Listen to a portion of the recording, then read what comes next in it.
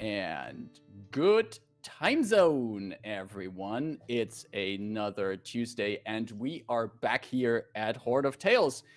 My name is Marcus, aka the Chindividual, and tonight we are unfortunately not at full force, but we are still here with 3 out of 4 people. Caro will be back with us next time, but for tonight, we do, or for whatever time it is in your place, we do have 3 fantastic players here tonight.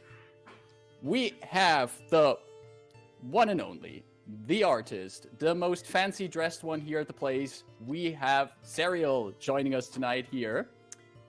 Next to Serial, there is our resident Chaos Triton and the one and only owner of the Nyan Stick, a powerful magical item.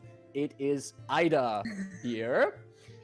And also, coming from the other side of the pond, from the magical part of the world known as the United States of America, and master of many wild and adorable kittens, is Austin, our Leonin here for the night. How are you all? Wonderful and magical kitten, you know. The brave lion in our rip-off Wizards of Oz group here. How's everyone doing today? Doing good. Doing good. So it felt almost like spring today. Then it got cold, but like we're getting there. At least where I am. I fell for the sun luring me into a false sense of not needing a warm coat outside. So when yesterday morning it was nice and sunny already as I was on my way to the office, and I went outside and was like, yeah, maybe keep the warm coat for now. It's still like, you know, the beginnings of spring, but we're getting there. It is very nice and sunny, and that helps with things. I also, just before we get in there, I just have to share this here. I had really fantastic homemade curry today. My wife made like her own curry from scratch for the first time, and it was delicious. And I was reminded how great curry is and how much better it gets when you just make it all by yourself. And now I'm filled with curry and filled with energy to run a curry-powered D&D session tonight. Yeah. That is so Wonderful. good.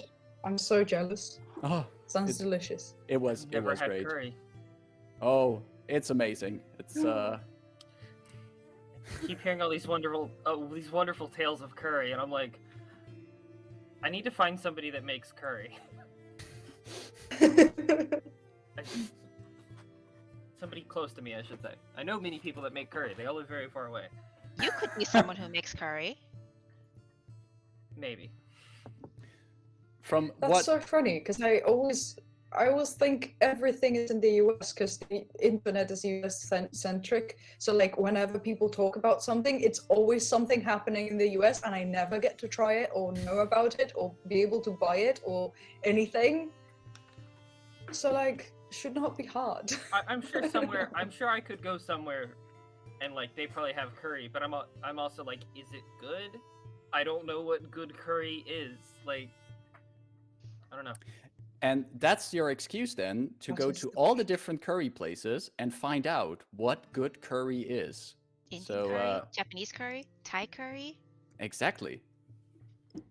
That's which is delicious. Yes. So I guess Austin, you have your social media content for the coming month. Austin's quest for curry, and we'll gladly TikTok follow you series. on that. Yeah, exactly. What if we do a side-by-side cooking? Like we get the same ingredients, and I just guide you on camera to camera, and we make the same thing together. Nothing will Sure. go wrong. That sounds totally Absolutely. entertaining. No. Wonderful. You know my details. Well, from why don't we go from dangerous cooking plans to potentially dangerous carriage rides? But before we get back into the carriage where we left off, before we dive in there, just to remind everyone who's here, you are here at the channel of Horde of Tales, be it by your own free will or by pure coincidence, but we're glad you're here anyway. On Horde of Tales, we run tabletop RPGs, and tonight we run Convergence Manifesto, a campaign set in Eberron, which we play in the D&D 5th edition rule set. We are in the second adventure, Live Another Day, and if you like what you see here in this adventure, you can also read up on these adventures and play them yourself by going to acrosseberron.com for all information.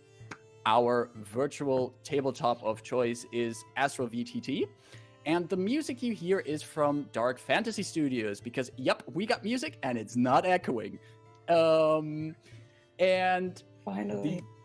the visuals you have here, our stream overlay and everything is made by Caro. And the artwork of the characters that you will see later in the intro is a cooperation between Caro and Serial. Thank you very much for that. Also, we got funny stuff to spend your channel points on. Last time we had, for example, the chance that I had to beatbox, which was very great to do in the middle of your D&D session. But also, there is our cat vantage button in the channel points. If you spot a cat on one of our cameras, and it's most likely that you see them either on mine or on Austin's camera, it would be quite a surprise to see them at Serial's or Ida's camera. But hey, if you spot them, you spot them. But if you spot a cat and you have the channel points, you can spend them and give one of the players, including the DM, cat vantage, aka advantage, on their next roll. So keep an eye out on those kitty cats and spend those points where necessary. And with that being said, 700 points away from a beatbox session. Oh, I already dread the day. With that being said, let's quickly cut to our intro, and then we'll dive right into tonight's session.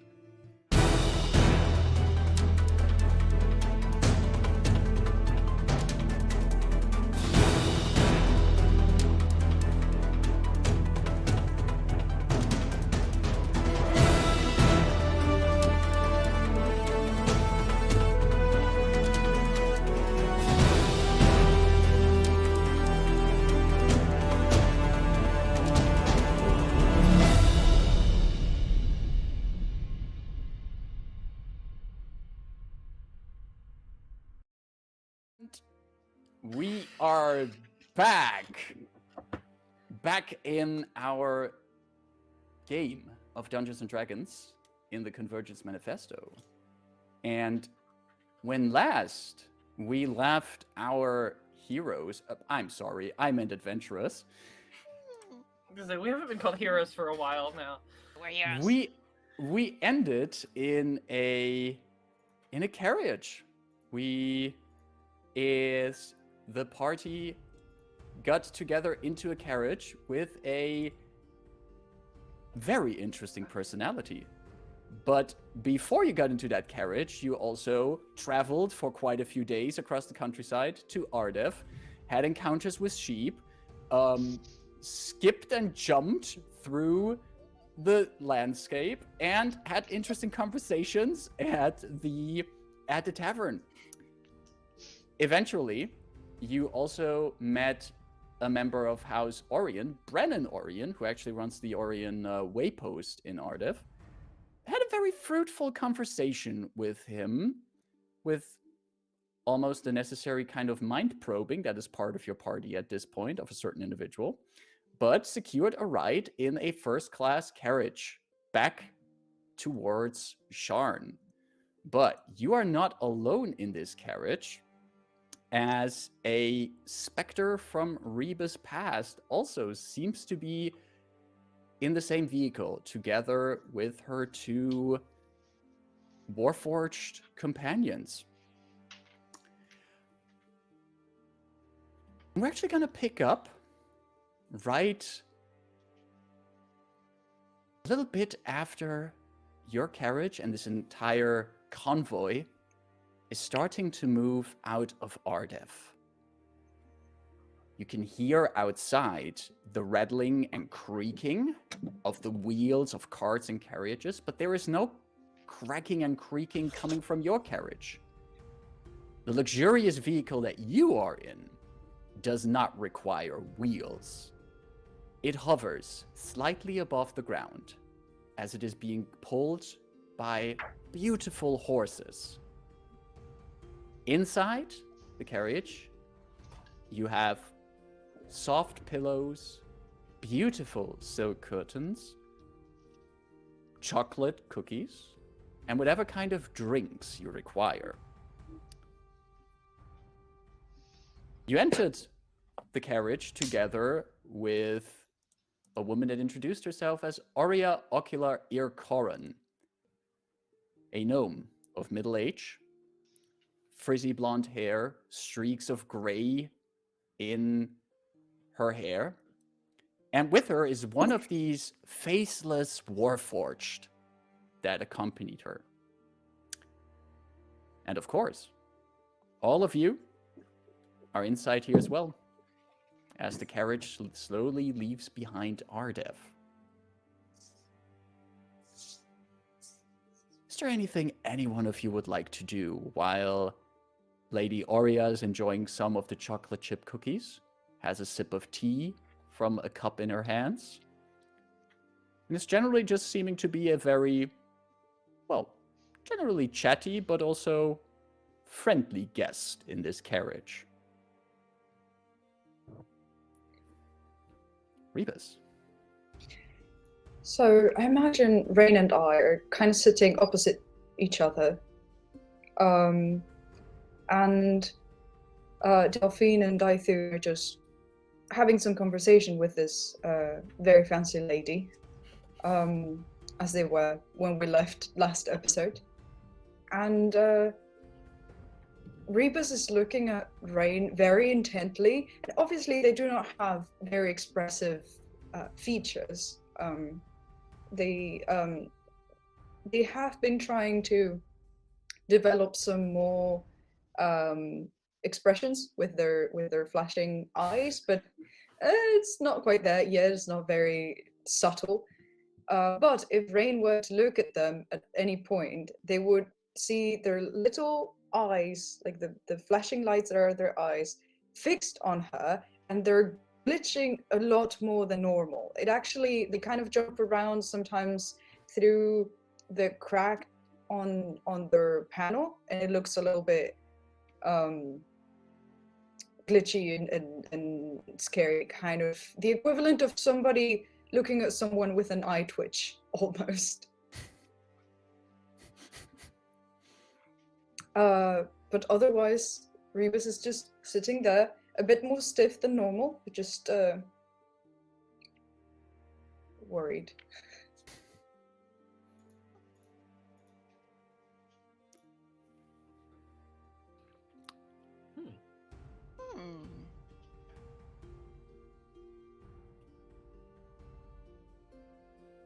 If Rayn acknowledges them or like actually looks at them, they will do a very inconspicuous gesture of like touching the forehead and then pointing towards Rayn, kind of gesturing to open a mind connection. We really should have like a universal signal for this by now. Right? Rebus will hear in their mind. Normally in situations, I would say something like, well, I'm not a mind reader, but in some ways, I guess I am. Oh, thank God. I need your help. Do you have motion sickness? No, the woman, it's her, isn't it? Yes, most likely. From our shared dream. Don't you think this could be problematic? I think she knows. I don't know if she knows that I know that she knows, but I think she knows. And that's problematic enough. So we should just ask her, yes? No. Why definitely not? Because I don't know, we might get into a lot of trouble. And our journey has just begun. And she seems so angry at me, and I I can't remember why, and she might still be very angry. She might have done this to me. She, pointing at my, cracked faceplate, and she might want me dead, which, if she realizes I'm not, it might be even more problematic. We have a chance that she doesn't completely know, and she's just You are expecting, and she's stating not sure. completely opposite things. She may not know you, but you're clearly saying she knows you. But she may want to do you harm, but she clearly hasn't. Well, but there's a chance that there's more models like me, and so she doesn't know who I am. I don't want to put any of you in danger. I think this would be very problematic if we were to just outright say it. But maybe you can connect to Delphine and Dythir and fill them in on, Delphine might know something just out of nobility, right? Like she gets along with important looking people. If she knows about it, Dythir might as well. I don't really know much about his past, but To what he seemed like he had connections. end? So we can slowly probe and see if we're about to die. DM, Rayn just kind of like stretched out, relaxed, like legs half on the seat for something comfortable pillows. Maybe she has a cup of tea with her or something. If she casually looks over at Aurea, does she look like she want to kill us? Is she acting like she wants to kill us? Like from Rayn's perspective, completely opposite of Rebus's. While you hear Rebus' valid concerns in your mind, you look over at Aurea, and at this point, she has in one hand a nice porcelain cup of tea, and in the other, the remains of a chocolate chip cookie that she was eating. And she is currently talking with Delphine, as in a way that Aurea is talking, and Delphine is just listening and nodding at her. But you don't get the idea. She is not giving off the vibe that she is currently trying to kill any of you. Though you must say she has a pretty big warforged in here with like a faceless metal plate who is just sitting there completely motionless. You have no idea where this warforged is looking. It's a pretty big fellow. I don't know. I doubt Rayn would just be directly necessarily intimidated simply by the large, or a pair of them even, because I think she carries herself a bit more cocky and confident, and she's pretty confident in the abilities of her companions as well. So sure, I think tactically may be a concern, but emotionally she's not really intimidated by that. Just also to refresh your memory, one of the warforged is with you in the carriage, and the other is outside on front of the carriage with the rider. So there's only one other warforged in here.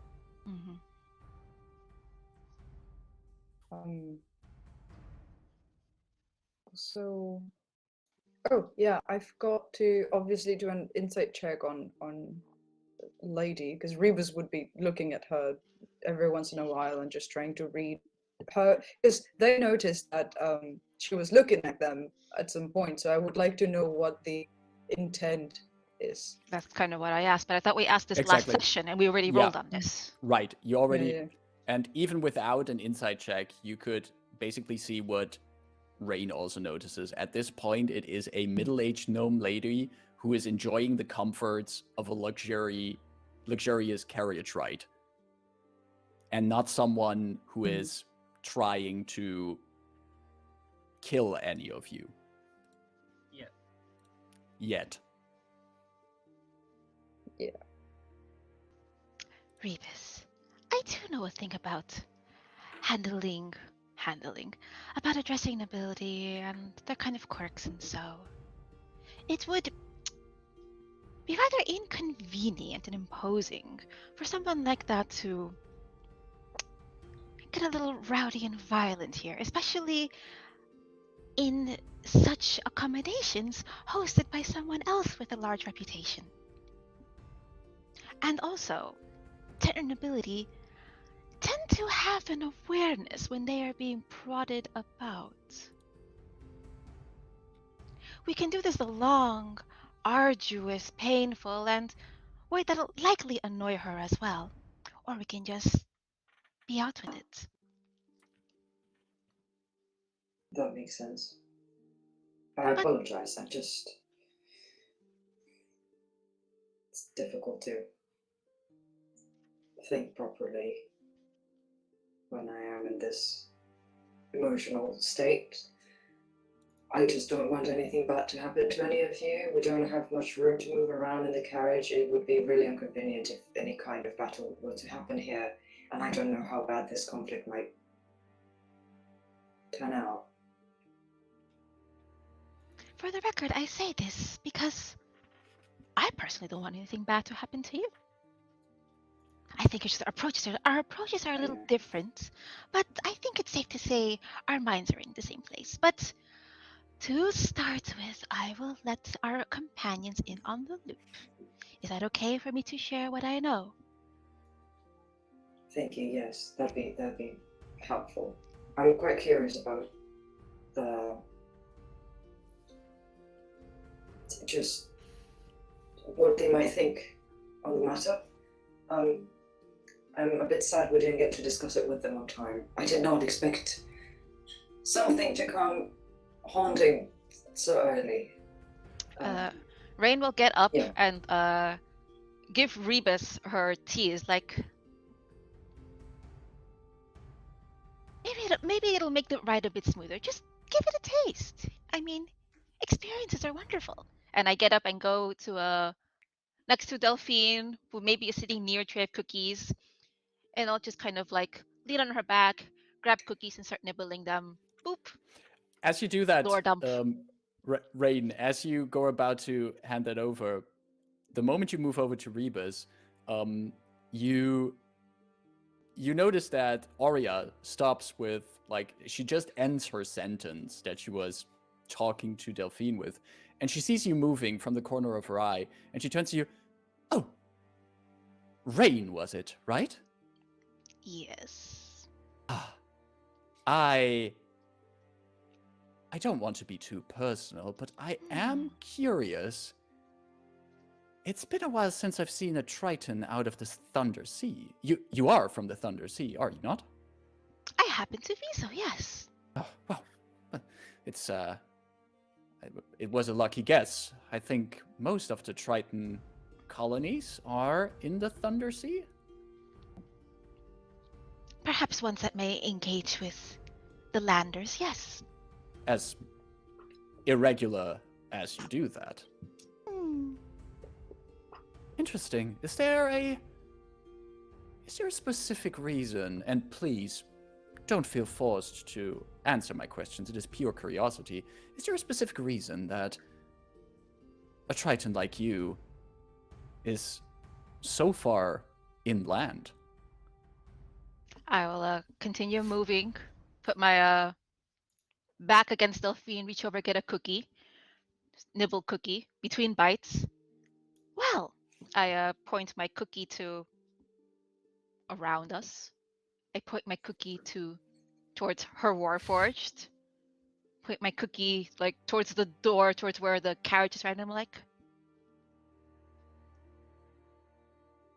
the ingenuity, the daring to be creative, daring to rewrite rules, and the daring to not be bound by old traditions, old thoughts.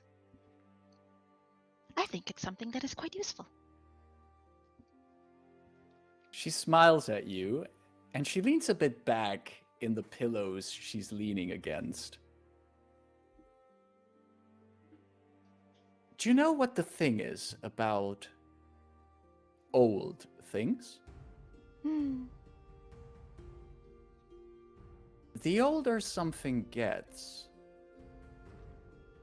the weaker it becomes. And sooner or later, the old must go out and be replaced by the new.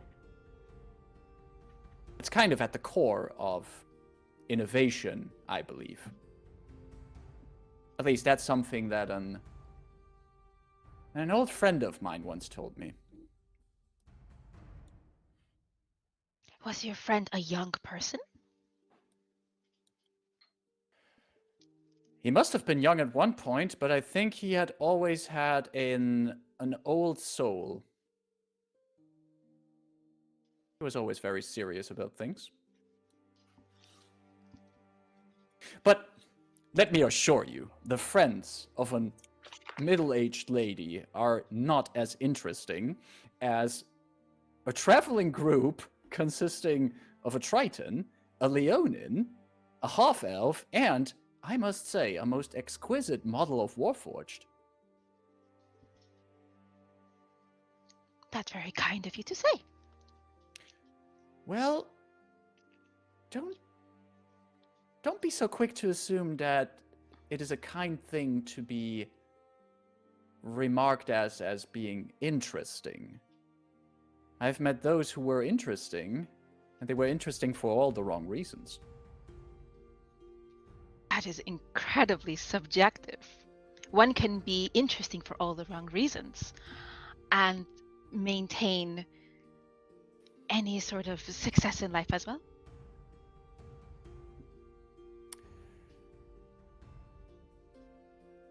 One dare say can even take pride in being interesting for all the wrong reasons. That can be as much motivation and as much empowering as being interesting for all the right reasons. Whoever decides what this right and wrong is. She, now, as she's as leaned back in her pillows, she's like looking at you, Rayn. Can you give me a persuasion check, please? As This is someone more- who is absolutely interesting for the wrong reasons back home. This is not so much that this persuasion check has like a target, but more like to measure like how much impact the words make. Dirty 20. Dirty 20. Yeah.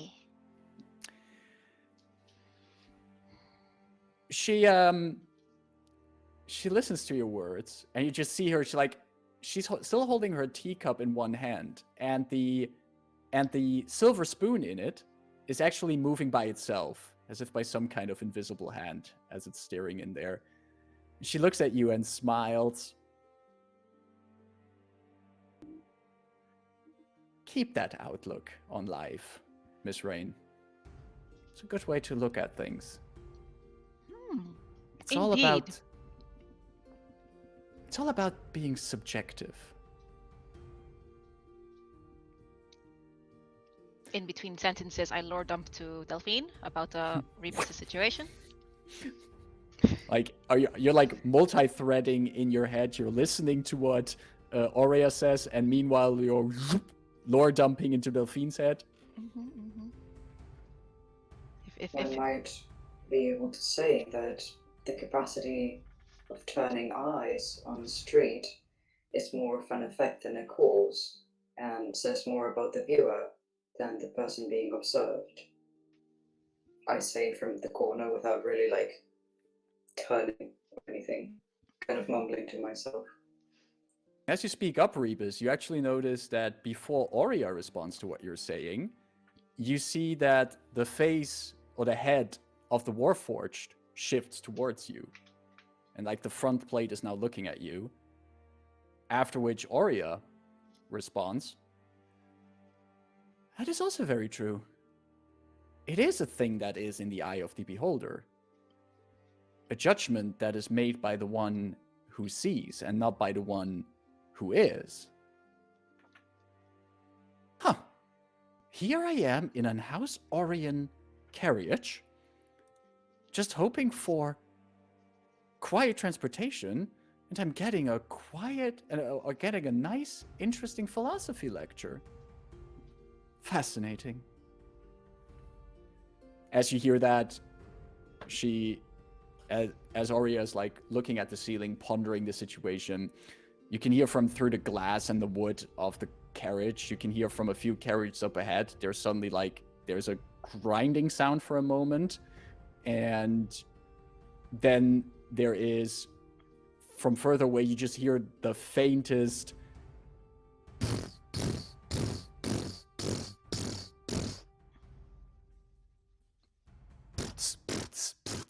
and then you hear some distant shouts from goblin voices, and there's some shouting from other people being annoyed by the fact that suddenly some carts have come to a stop. The entire convoy has to wait for a moment while this goes on before it is stopped abruptly, and slowly the convoy continues moving again. And Aurea... That was so smooth. I didn't didn't even expect know that what at was all. Really, they're well done. What is happening? Aurea is just shaking her head, and she goes,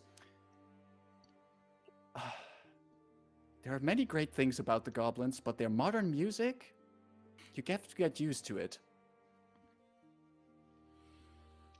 Beta box, you know, because you Beatable. I hate You it. hit- I hate it. the box.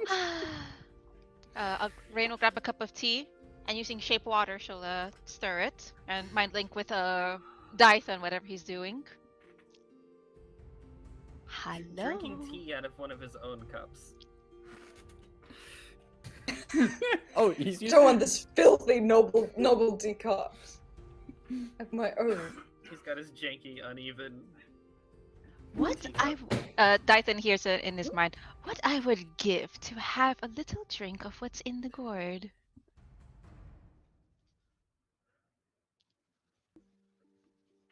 Well, I mean, you're still carrying it. Be my guest. Just, you know, it might attract some attention if you open it. Well, far be it from me to say, but actually, lore dump. There's an intense Info dump. info dump being downloaded into your brain. And is there anything specific anyone of you would like to still do with this kind of information now? Or do you want to fast forward a bit? Maybe Daithun, now that you have received that lore dump, is there anything you would like to do? Not right away. I think just kind of observe and maybe be a little bit more on alert. Like, he already didn't trust the situation entirely, but with the potential of a threat there. Gotcha. And that's why, even though I really would love to see what would happen, Rebus, I think, is taking it a bit. They're struggling a bit, and well, consequences can be amusing and entertaining, but this one feels a bit too personal. So, I can honestly say there's definitely people from my past I'd feel the same way about. and would you rather me do such actions or refrain if we should ever meet them? Let's just hope we don't, and leave it at that. Oh, that's no fun.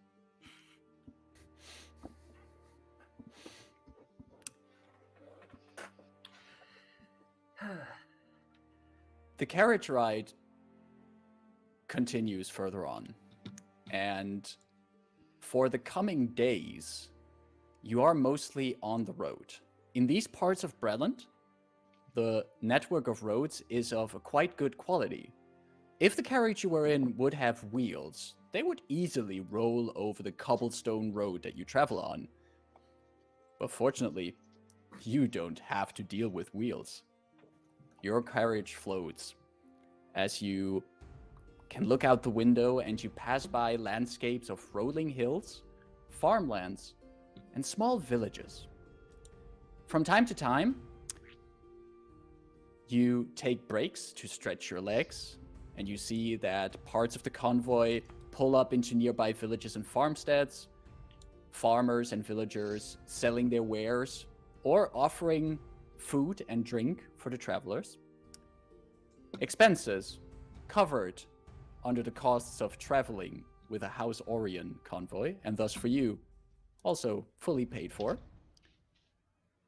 On some of these moments, you can spot among the travelers, or you see that some of the members of the convoy and merchants that travel, some of them don't continue to travel with the convoy once you arrive at a certain village or farmstead, and thus over the coming days, your long row of covered wagons, carts, and carriages becomes already a bit smaller and shorter.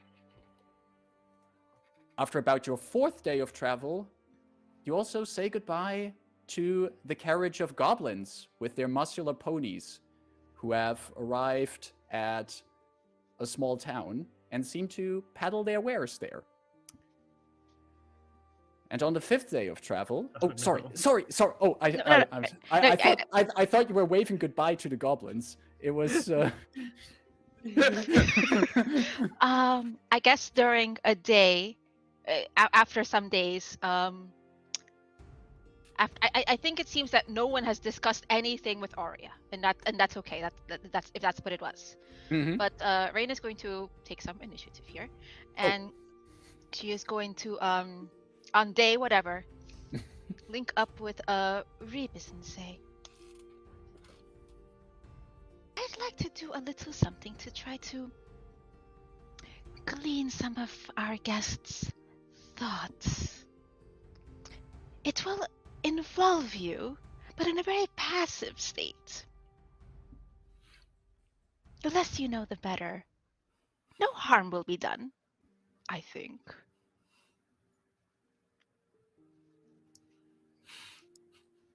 Can you give me some details on what you're planning to do? I plan to make her think about you.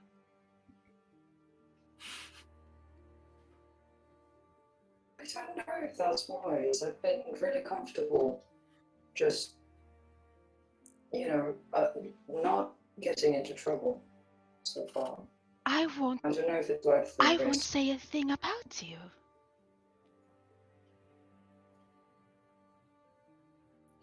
Bringing the thought to the surface might not be the wisest. If it even rises.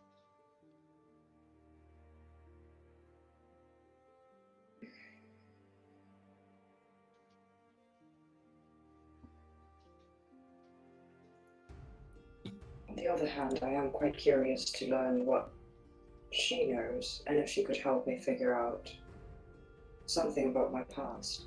And I'm not that interested in it, I want to make sure my past won't have any terrible repercussions on your current lives. I don't care much for who I was. I am who I am now. I don't know if I want to know. Everything you are saying suggests that you are interested in it. Regardless of the reasons in the end, whether it's for yourself or for a feeling of selflessness, these all translate to being interested in them. Out of pure curiosity, but I don't know if it's worth the risk, Maybe we can ask the others and make sure they're okay with it. I feel like it's only fair.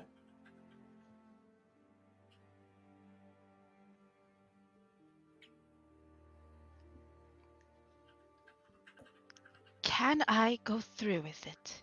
You and me? Yes or no? I won't offer this again for the rest of our ride.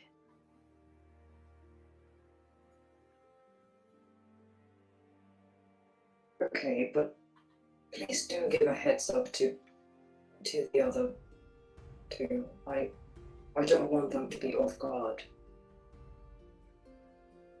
Well, that is rather the trick.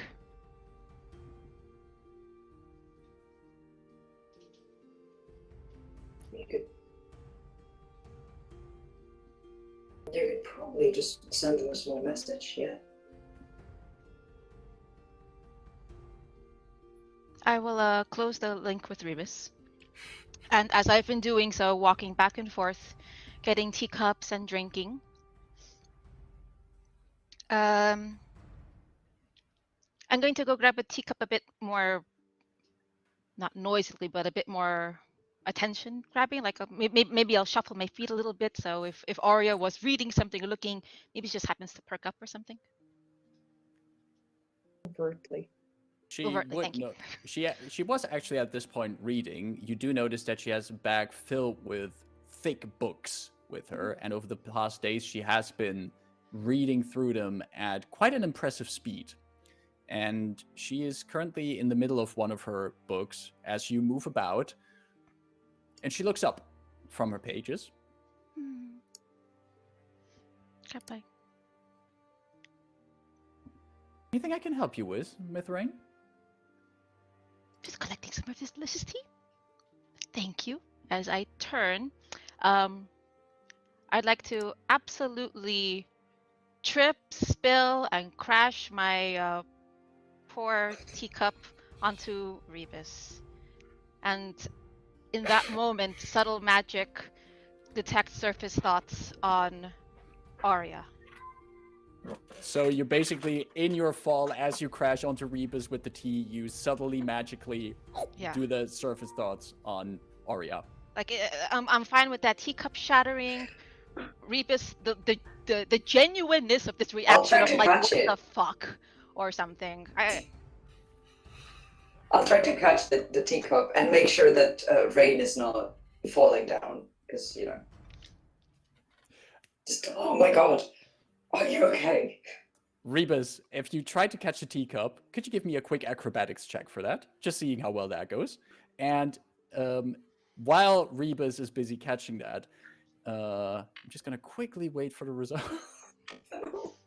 Perfect. I wanted to like crash, spill. If the cup shatters, great. If it's a mess. It's a 6. All right. So Rebus, you're also surprised by what's happening here. You knew that you knew that Rayn was up for something, but you see this happening. The cup falling towards you. You reach out with your arm, but you're too late. The saucer of the cup falls down, followed by the cup. There's tea everywhere. Some of it is on your exterior. Some is on the pillows, on the fine carved wood here. And slowly, the smell of very fine and good tea is spreading through the carriage. As Rayn, as you go and look for surface thoughts. Yep, and subtle magic, so no verbal, no somatic. You skim over the surface thoughts of Aurea Ocula Ecoron, and the first glimpses you catch are, you see a glimpse of the countryside outside. You catch a glimpse of,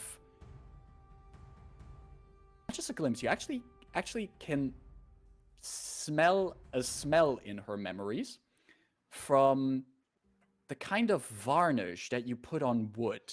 Like if you have this really old bookshelf and you put varnish on it to treat the wood, that kind of smell you catch, but also the image of a vast library filled with books. And there is also an image of a face that's you've seen before, Rayn. A red-haired and red-bearded nobleman. Ah. Okay. Yeah. Okay. And it just quickly goes over the surface thoughts. Would you like to go deeper while you're in here? Let me double check the reading, because I think no matter what they're going to know, unless either way the target knows, and unless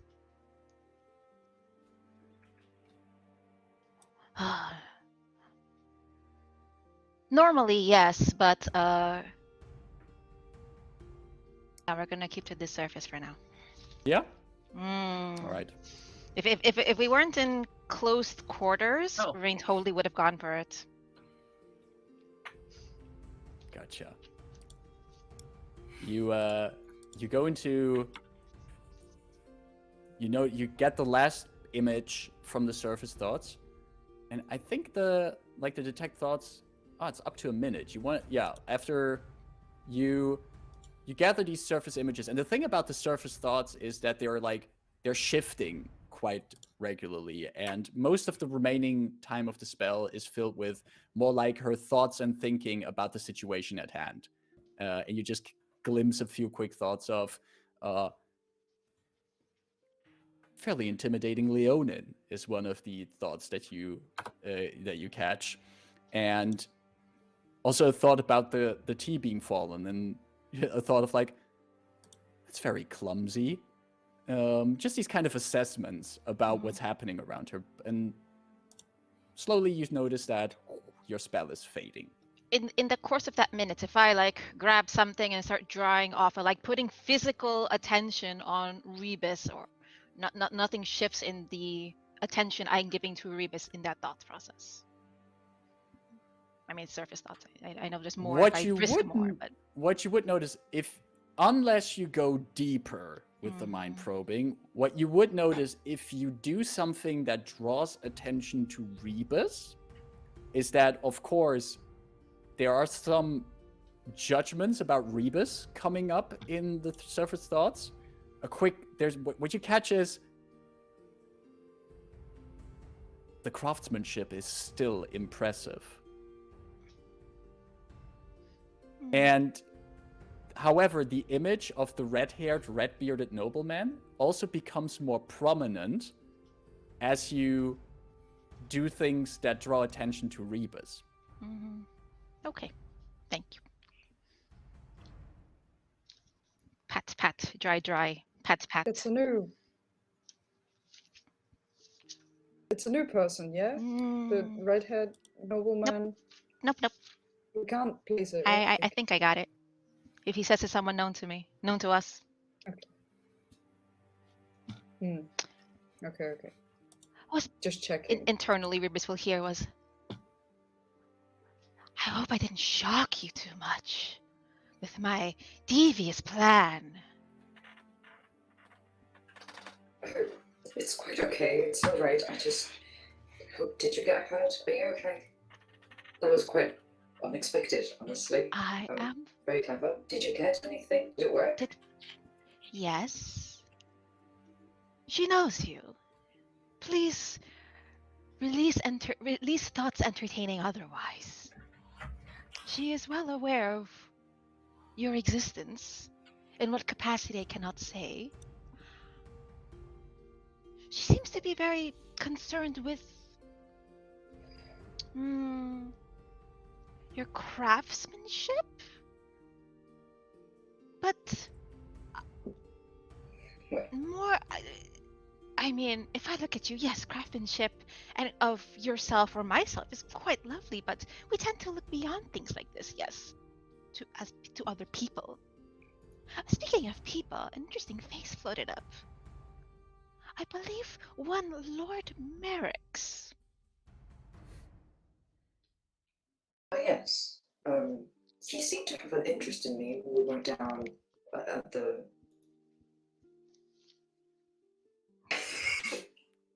when we were down with the Warforged, since they have...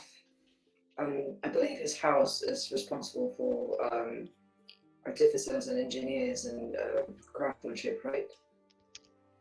I was wondering if he had anything to do with my making, or perhaps not, and that's why he's curious, since his house does manage most of the Warforged manufacture. Oh, I'm also picking up like the pieces if anything broke or anything, just making sure that like no one will step on broken porcelain or anything. Everything is just theories. I think there's more deeper, but I don't think you'd be fond of the risks. So I'll just go back to relaxing. I'll share with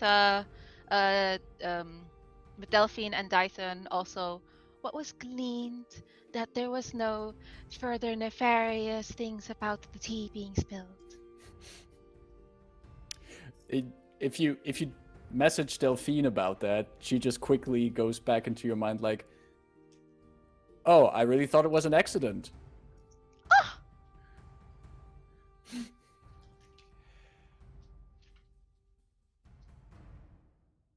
You continue your journey after this little bit of mind delving.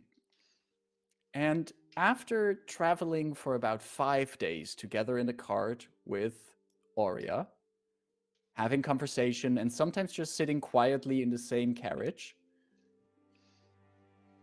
you hear how the rest of the remaining convoy stops and also your carriage stops. The Warforged, who sat outside on the box with the driver of the cart, opens one of the doors to the carriage, and Aurea gets up, straightens her skirt and her outfit, puts all her books back into her bag, shoulders it, looks at all of you. I've arrived at my destination. Galethspyre is where I will leave you for now. You are heading for Sharn, correct? Well, I'm planning to go there next week. Who knows? We might run into each other. Until then, thank you very much for the companionship, for the conversation, and, well, entertainment in a way. And yes, Rebus? I will step forward and extend my hand, just as a, with a little bow, and say, Lady Ara, it was a pleasure to share this part of our travel with you. Is there any way we may reach you, should we have the need?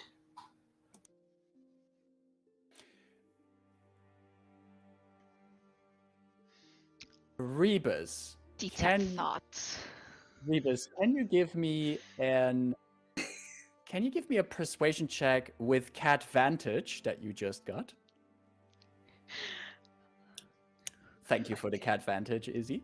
I think it was Izzy. No, it was Persuasion. it was Caro. Eh? Yeah, persuasion. Thank you, Caro. Yes. I have really bad persuasion. 16. 16. And detect thoughts after that part is done as well. All right. You ask Aurea for a way to reach her, and you notice that for a moment she just stops moving and looks at you.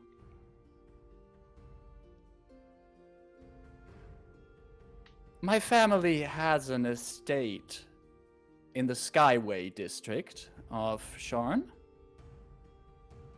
But no offense. She looks at you and the rest of the group. They don't let everyone into the Skyway.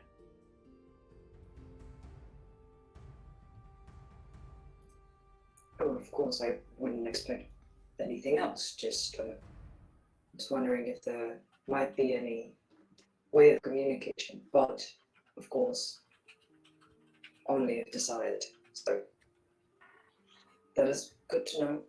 And hopefully we won't have to come to you with bad news anytime soon. This will be the last you hear of us.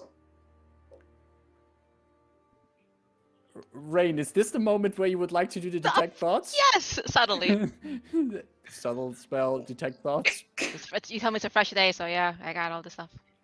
All right, you go again into the detect thoughts. And as you just connect with Aurea's mind towards the end of the quick exchange with Rebus, you just see a flash of an image of Rebus holding bodies in his arms. One body on each arm. And he stands in a doorway. And there is also then a flash, again, of Merrick's. but not the calm face of Merrick's, not this friendly face. There's a bit of anger on his face. His mouth is wide open as if he's shouting. And then there's just an image again. Oh, well, not again, but there's an image of an old man sitting in a chair. An image that is also not unfamiliar to you. Mhm. Do you want to dig deeper? She's outside. She's currently like at the opened door to the carriage, and one of her warforged is holding out a hand to help her out of the car. See, the spell says if I dig deeper, it knows that you are probing into its mind, you being the caster. Mm-hmm. But I cast this subtly. Maybe there's an avatar of myself that enters or something. That, Well, like, clearly subtly hides only me. means that you don't have any kind of somatic or verbal components to it. Correct. But that doesn't mean that you're suddenly like a mental ninja that sneaks into the mind. That I'm aware. 30 feet.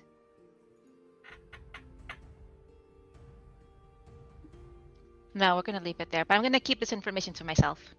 Gotcha. And she is helped out of the carriage, while Daithun would like to do something, I think.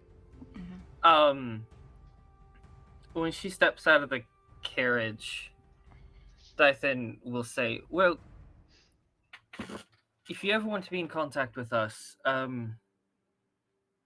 there's people at House Shadowmane that know how to reach me." I was just given a cat vantage by Izzy. I'm gonna use that cat vantage for a quick check there as you drop that name. Oh, shit. But we also have our That's guild cool. handler in Sharn. Oh boy. Oh boy. Oh, boy, indeed. You would also at that point see Delphine also perks up as you say that name. But Aurea looks at you. How's Shadowmane? I run into a Leonin outside of Droam, and he tells me to go and contact House Shadowmane if necessary. I almost feel like canceling my appointments here in Galethspyre and continue my journey with all of you. Alas, I'm a busy woman. But this was most curious. Must be quite some appointments.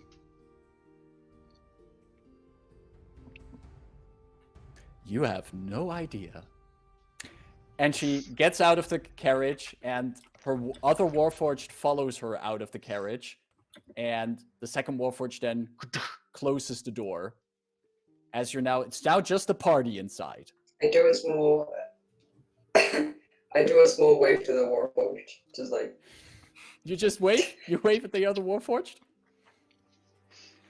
The warforged that closes the door just looks I at you. really want to know if they like get it or if they will wave back. I don't know. Like I want to know how stuck up they are. The second warforged, just as they close the door, they can look through the glass of the door that they just closed, and you don't see any expressions on this faceless plate. And you wave, and the second warforged just raises a hand and does a quick salute at you, and then wanders off. Fair. You do also, as you're now here, it's at this time, it's like late afternoon right now. You can see from out of the windows that you've stopped in what looks central market square of the city of Galethspyre that you're in. And the sounds that you hear around you, you can hear in the distance, there's the sound of a lumber mill here in Galethspyre that's close to the river. You can hear the giant saws buzzing and cutting. And there's also a smell that just drifts through the air here. It is a bit of a stinging, oily smell. And you can also see from one of your windows that in the distance there is a there's a large building with chimneys coming out of it, and a bit of smoke, not dark smoke, more like very light smoke coming out of it. And from there, this oily smell comes.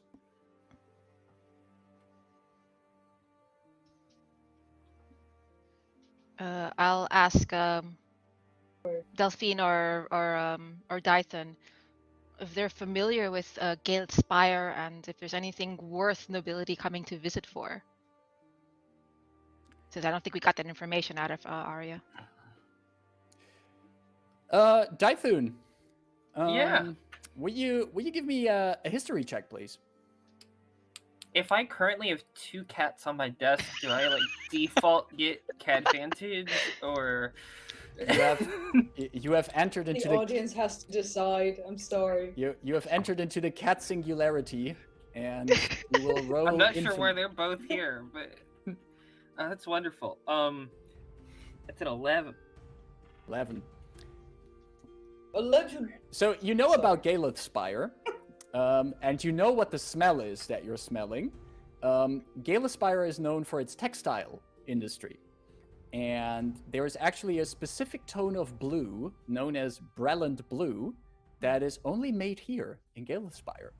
But the production of that color has a bit of a smelly aspect to it. And you can imagine that that's what the fumes from these chimneys are. Regarding nobility, and this is also something that surely Delphine also would know,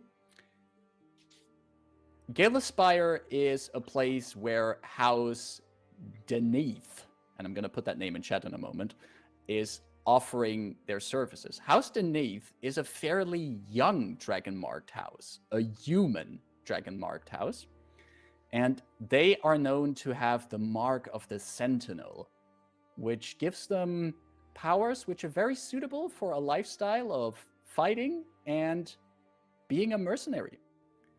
And from here in Galethspyre, some of their mercenary companies actually take on their jobs and often set out to serve in, among others, Droem.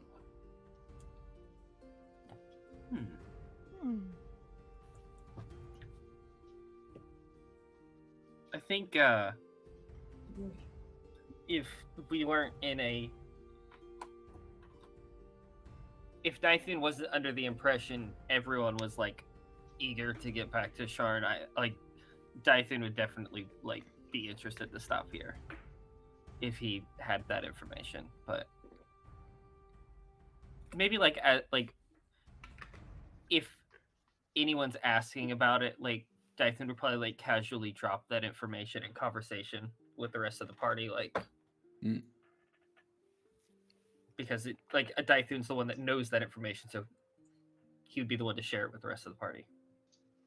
Well, and Delphine. Well, I was about to ask what the smell was particularly, because I would try to place it from having been in workshops before and like try to see if I knew it, so I'd probably comment on it.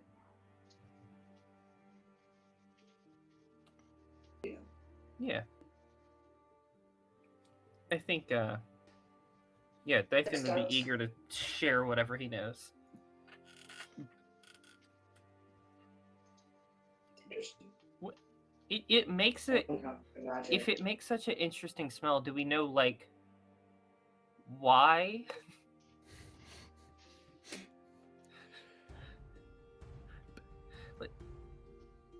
All you would know... Come on, DM, make up some chemical process of this. All you would know is that to get this specific tone of blue, you have to mix a variety of herbs and natural dyes that you find in nature, and the, for lack of a better word, word chemical reaction of it also causes this kind of smell. So that's also what the oily, stingy smell comes from. I just didn't know if it was like, oh yeah, they get it by like some weird process of this weird animal's like byproduct or something. As far as you know, it does not require a manticore's bladder, which is opened in the full moon or something. It's at least not public knowledge. You never know what the houses hide. Perfect.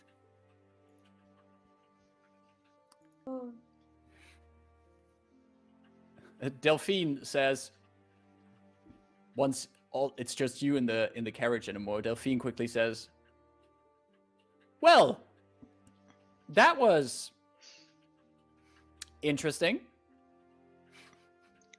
The good kind or the bad kind?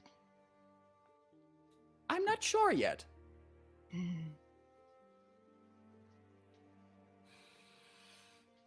Are you okay, Rebus? She looks at you.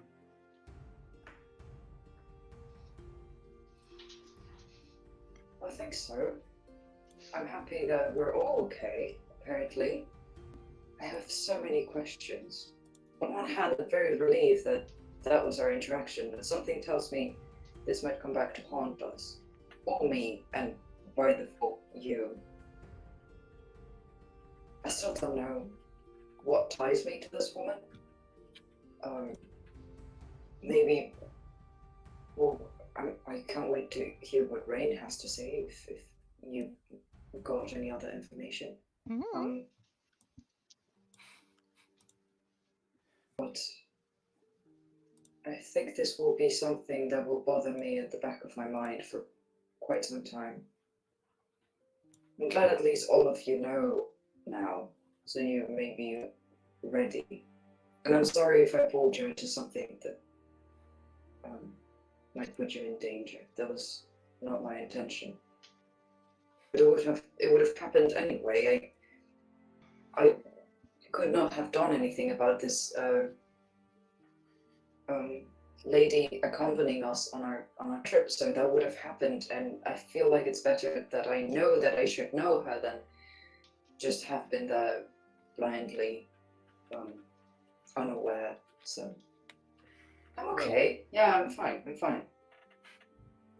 Well, whether it's nobles or harpies or hobgoblins or gnolls, danger seems to follow us, so Oh, I think you know more about nobles than you let on, Shadowmane, Delphine says. What, I served in the war with them. Made some friends and some enemies. You see Delphine just looking at you, and you see her thinking before she says, some friends, some enemies. All right. Anyway, I think we still have a few days of travel to go until we're back in Sharn, and then we can get our payment from Lhara, and I don't know, maybe talk about all of this over some good drinks or something. Maybe a That does sound delightful. Baruki cider, if that turns out well or not.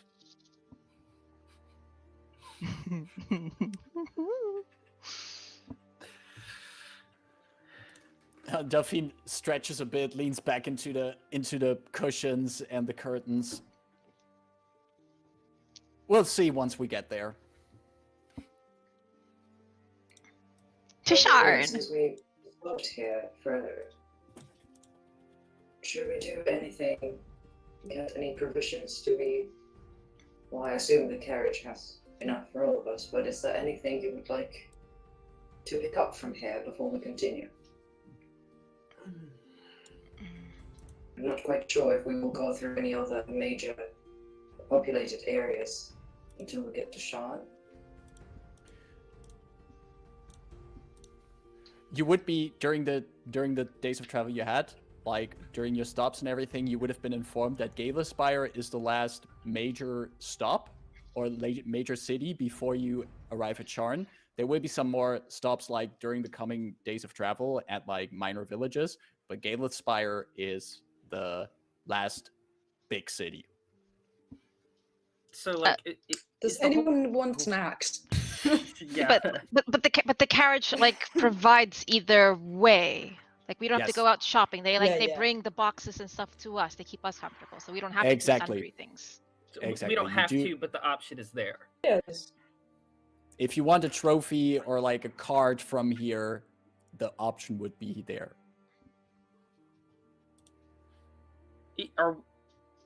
Do we know is like the whole caravan like stopping for a few hours here? You would know that there's going to be a bit of a break here. Some of the carriages would also actually travel to different directions from here. You know that there are ferries that go across the Dagger River, but you will be taking the bridge across the river. But there is at least about an hour or two of break. If there was anything that you would like to do in town, you could wander around a bit.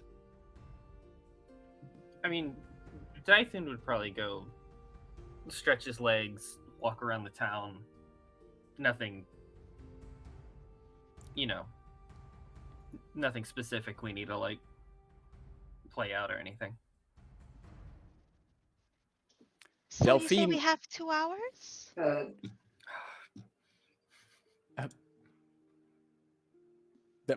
Delphine responds to that, Rayn.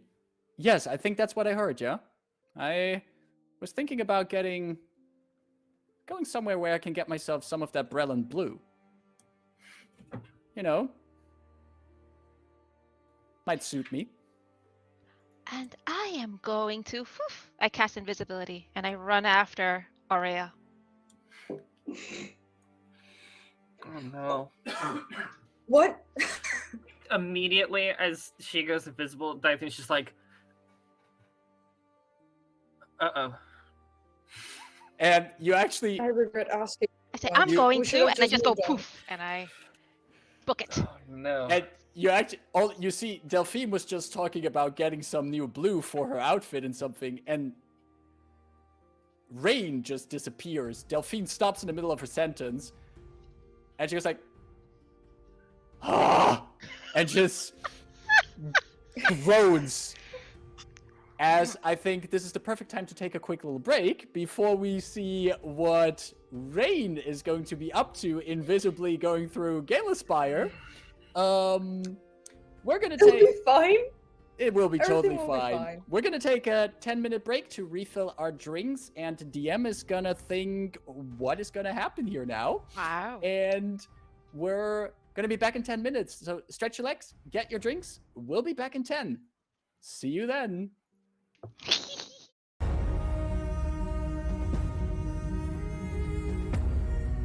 And we are back. We are back from a break with pretzels and aperture science references, but now it's time to continue adventures in Eberron.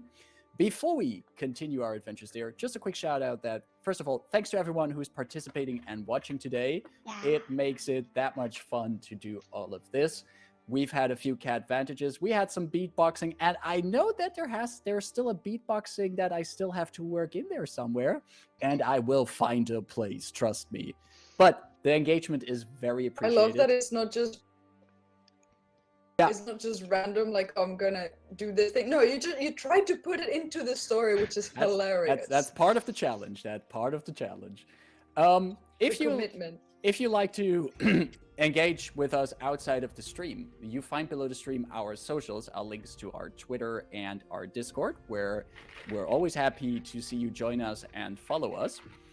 And of course, you can always find the VOD right after the stream here on Twitch, but our very own YouTube mistress Ida also takes care of making sure those videos come on our YouTube channel, which is at youtube.com/hoardeoftales. You don't only find our videos there of these sessions, but also our funny shorts. And let me tell you, I have to honestly say, each short gets funnier. And I am glad we are making those. It's just a nice little way to highlight the funny moments we have here. And if you're ever like, you watch this and you're like, how can I get some of my friends and family to watch this? Show them one of our shorts. They really highlight what this game is about and what kind of a chaotic, funny party we all are. And you can find them on our YouTube at youtube.com/Horde of Tales. Finally. With that A being link that you can say.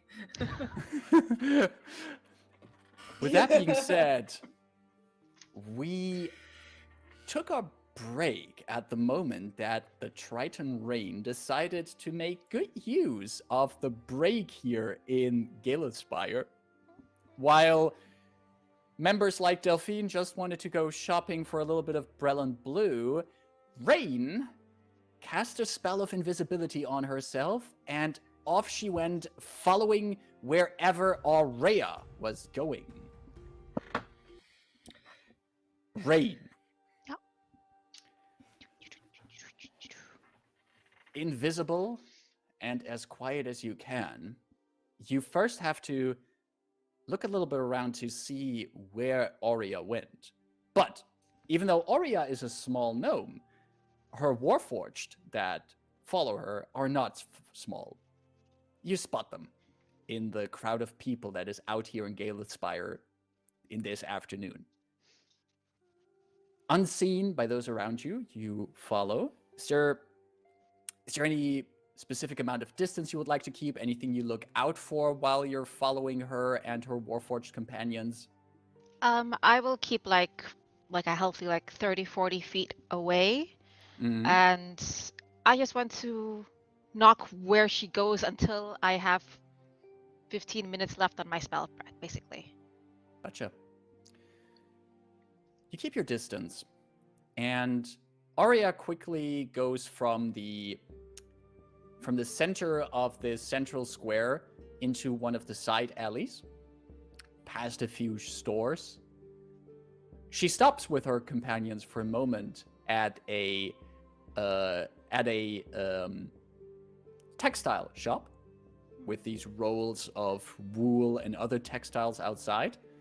And she just quickly browses the various materials there, waves over the clerk, pays him a few crowns, and then one of her Warforged shoulders a bolt of red silk. He shoulders, and they continue on through the streets. There's a few twists and bends. She makes a bit of conversation with a merchant that stops her and tries to sell a few wares to her, but she politely sends him off. And following her for about 15 minutes, you eventually see her enter a tavern. Small one. So small, it does not have a sign above its door, but before Aurea can enter, you do see that there's a bouncer in front of the tavern.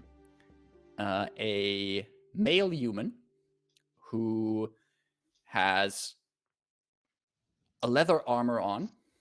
His arms are completely exposed, and he has impressive biceps and triceps.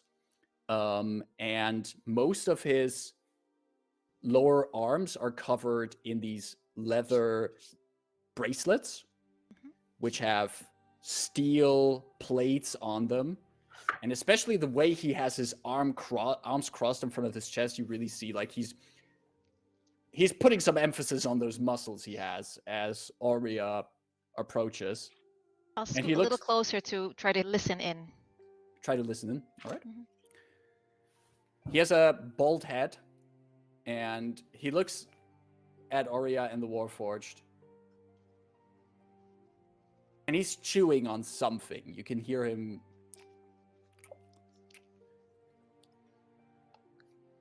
He just says, from what you can hear, he says, "You're a bit late." And Aurea says, That's none of your business. He chuckles, opens the door, and Aurea and the two Warforged enter. Any windows? Sure, yep, there are. There's some very dirty windows around the ground floor of this establishment. It's a 2-floor building, ground floor and upper floor. And there are some windows which are a bit dirty, but you could peek through them. I'm going to peek through those dirty windows in my invisible state. Cool. Just quickly Roll in. rolling some. Oh no. I'm stealthy You- Rayn, totally and- cool. And you are invisible, which Mm. is very good. You sneak over to one of the dirty windows. Yes. Rebus. I have a question as Serial. If you're invisible and someone casts detect magic, would you show up? Because of the invisibility, not because like things you're wearing.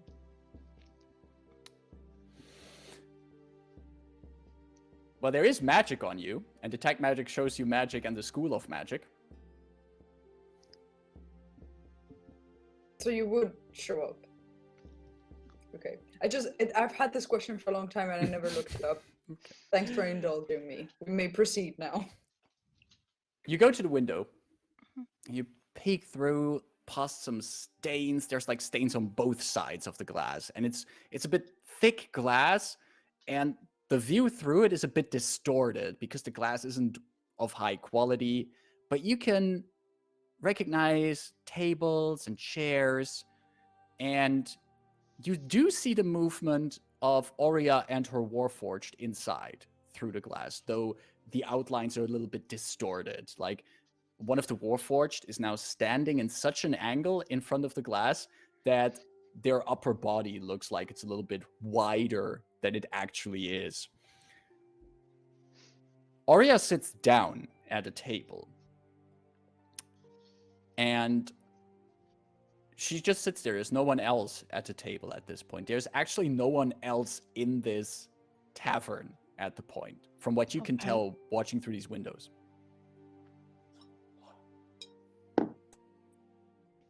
I'll wait a bit, conscious on the time of my spell, because I want to have a clean, invisible getaway, even if the last 10 minutes or so are me visibly walking. That's fine. Gotcha. So I'm cognizant of that fact.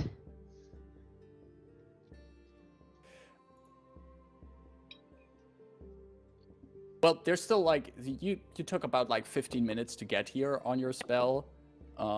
There's still some time left. Do you want to like take a further look around the place, or? I think Rayn would just try to keep. Granted, we're on opposite sides of the window of the wall, but she's going to try to keep the periphery near to Aurea herself. Like I recognize that I'm not going to get much because I'm not risking any more, but as a player, I think I also recognize like there's only so much reckless I can do by myself without having shared the plan with my teammates. So I'm going to be a little wise about it. Rayn isn't, Ida is. This is an interesting conflict between the character and the player. Oh. What are you Oh, talking yeah. about? We always share the plan all the time. What plan? There's no plan here. That's what I love. Rayn, Yeah. could you, while you're being aware of your surroundings and keeping an eye on what Aurea is doing, could you give me a perception check, please? Please roll good. Please roll good. Please roll good. Please roll good. 14.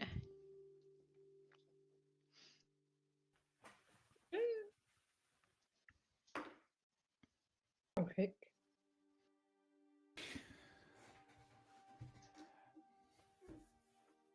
You look around, keep an eye on the street. This part of Galethspyre, there's not many people passing by here. While you're looking around, there's a woman leading a donkey through the street, passing by. She doesn't spot you, obviously. You're invisible. There's a few kids running by as they're chasing a toy. And while you're looking through the glass, you see at a certain point coming from the other side of the room in the tavern that you're looking into, there's a person approaching the table at which Aurea is seated. Mm-hmm. And again, the glass distorts what you're seeing. There is, from what you can tell, it's a tall figure Mm-hmm. with, looking at the ears, very elvish ears. Okay. And the figure sits down at the table and seems to have a conversation with Aurea. At least you see lips moving. Okay. But So I can't hear anything. You can't hear anything. Gotcha. You also, as you're looking at that, you do hear, while the street around you gets a bit more quiet, you don't hear anything, but you hear suddenly behind you a sound as a roof shingle just dropped off somewhere and crashed on the ground. Next to me? Not far away from you. Look up. That's no other shingles fell down. Just Nope. one very coincidentally towards my position. You look up, and as you look up, you see darting away behind a rooftop. You just see the last bits of some kind of figure that's moved over the rooftops. I don't see enough of this figure to clock anything. Nope. How high is the roof? Good 15 feet? Aurea and the person are having a conversation I cannot follow. Yeah, you can't follow that. Like, you see they're having a conversation, but you can't hear anything from the conversation.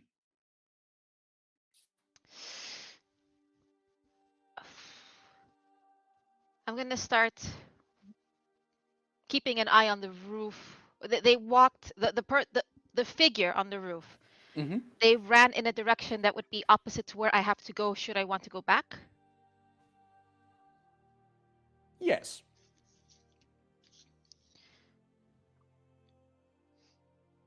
And they went away. I want to walk at least 2 houses away from where I was checking. Mm-hmm. And I quickly want to get on top of the roof to see if I can, of that prospective new place, to see if I can see any sort of visage or identifying markers of who the heck was up there.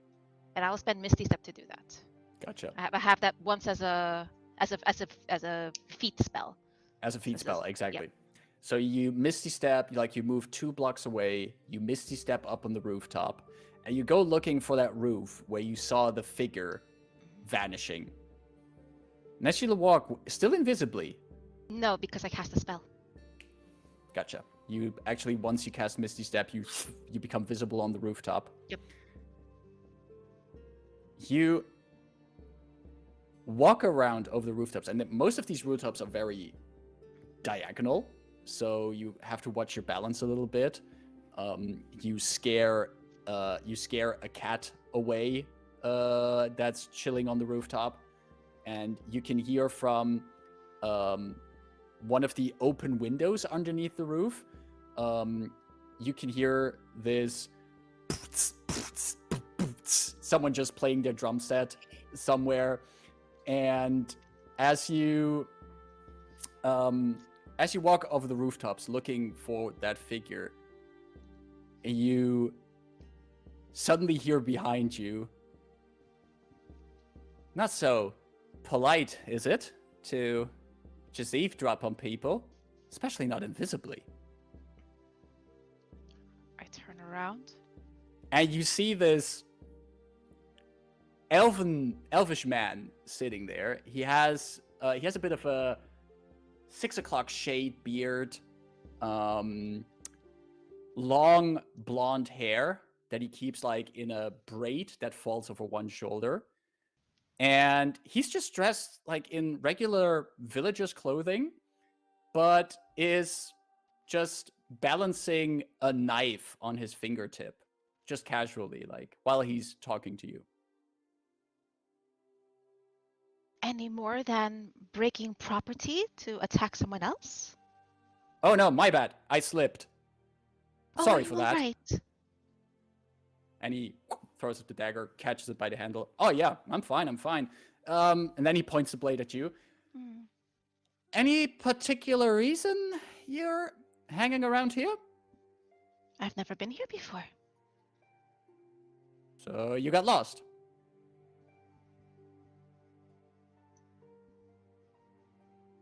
What part of the town are we? Is this like a residential area? Like Ida and the character just like actually like where are we? It's more it's a residential / commercial area. So there are like wandering down the street that you followed, Aria. There were a lot of shops and stores. But you can also see especially on the first floors in the building here is mostly apartments and living spaces. Okay. So I just look around like legit like taking stock of where I actually am. As I ask that. Nice neighborhood, isn't it? Got everything. I wouldn't know. Shit, you're really not familiar with this place, are you? And you just go off and... Do you do this everywhere you go? Just, walking around the streets, acting like no one can see you? Well, most people couldn't see you, I have to give you that. But... just, peeking through windows? Fortunately, yes. Well, Rayn hasn't told a lie this at all. No, and he's looking at you. He's like, huh. And he puts his knife back into his belt. Look, I kept an eye on you. I saw you didn't go in there or anything. Just peeking through the window. But you really have no clue where you are, right? It smells here. Oh shit, yeah, it does, and you never get used to the smell. It's like, the first thing I remember as a kid was that smell. Brellan blue? Pfft, more like Brellan goo, right? Terrible. But we're not here to talk about the smells of Galethspyre. Who are you working for?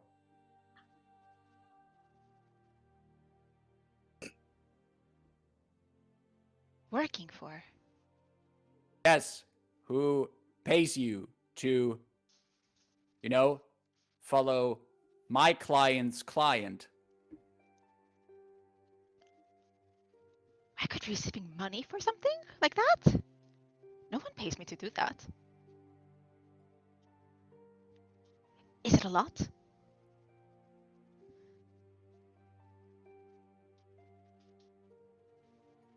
Are you daft? I am answering the questions exactly as you ask them. Oh, shit, you are.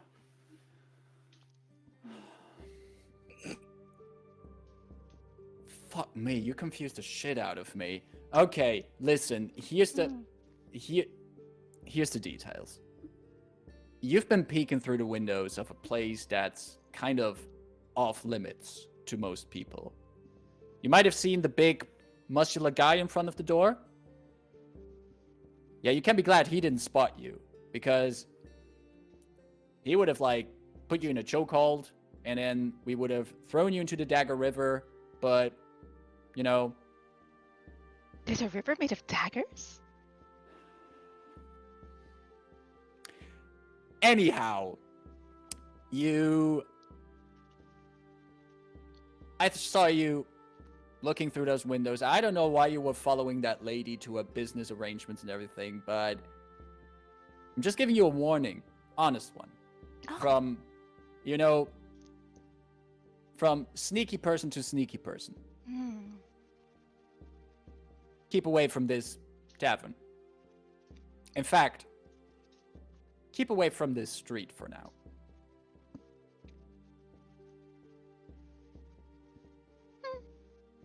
I got bored anyway. Sounds fine. Perfect. Cool. Amazing. Right. And the elf gets up. And he looks at you. You know how to get down from here, right?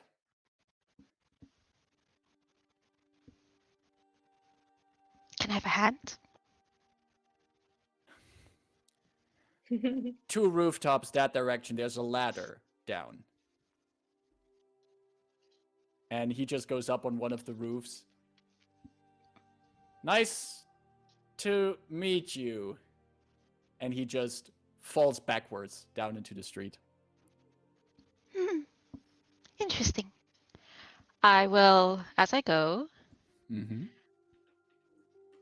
cast Fog Cloud as my racial trait and make my way to said ladder, do a couple walks around in this dense fog crowd, and slowly make my way back to the carriage.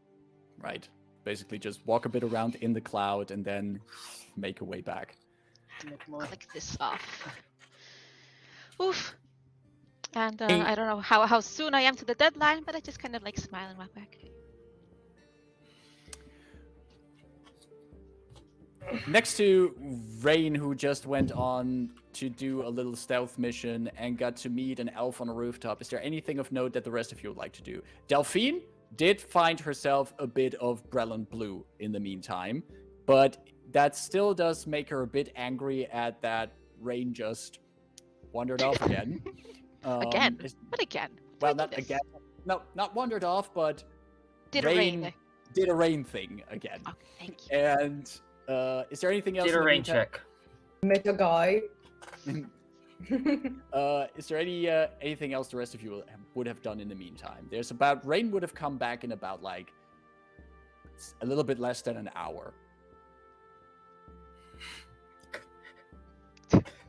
Dython would have just like seen Rayn disappear, been like, I'm not following her this time, and just went and got a drink somewhere.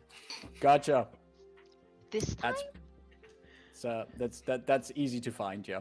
You would have gotten a chance to have a drink somewhere. Anything Rebus you would have done, or would you have just waited for the party to reconvene? Yeah. Not much to do. Yes, Dython? If there was time, I think Dython would wander around trying to find where is it House Deneith? Deneith, Deneith. Deneith. If there's any Eberron experts, I actually spelled it correct. right. Oh, perfect. Weird. I just don't know how to pronounce it. He would definitely like just kind of walk by and like see if he could find out where they were, just like see what kind of like what the building is. Like, are they like in some kind of fortress? Are they just like working out of a shack? Or like just like I wonder what they're up to. In Not the like time going that in and investigating, just curious. just getting a bit of an idea of like how is Deneith established here? Do they have any how kind they of present themselves? what's their HQ like? What you would quickly gather is that House Deneith does not have something like a fortress or like a barracks or something. They do have a larger building at the edge of Galethspyre, which is about a building of 4 floors, where they have their armory, their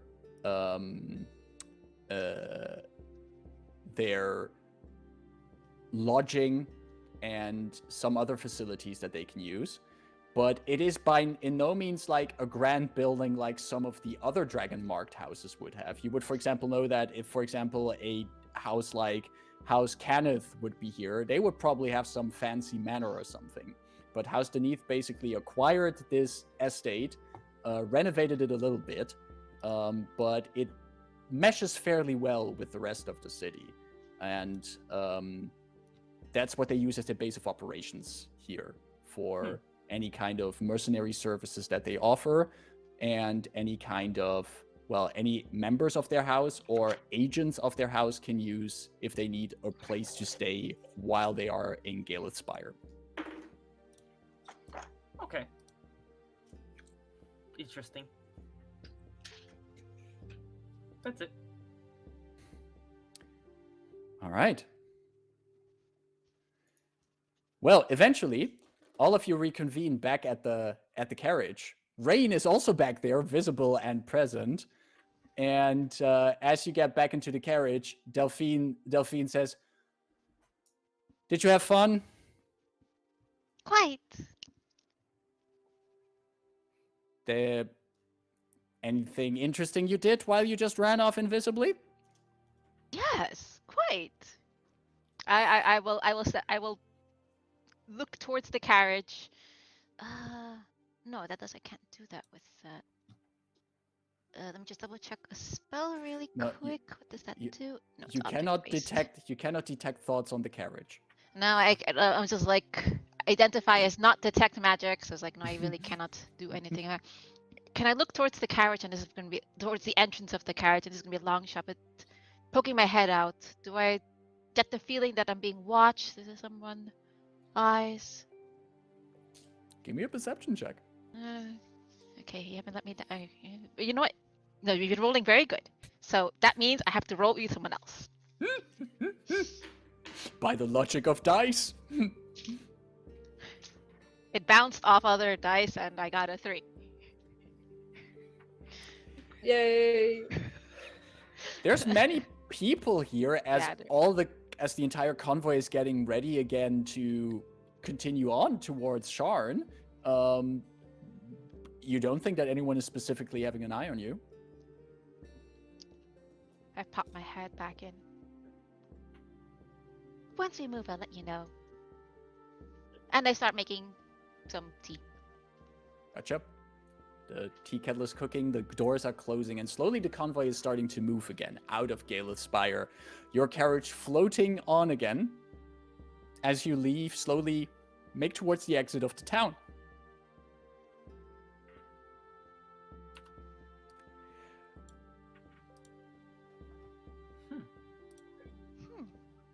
You float further out of Galethspyre, and you have been informed that this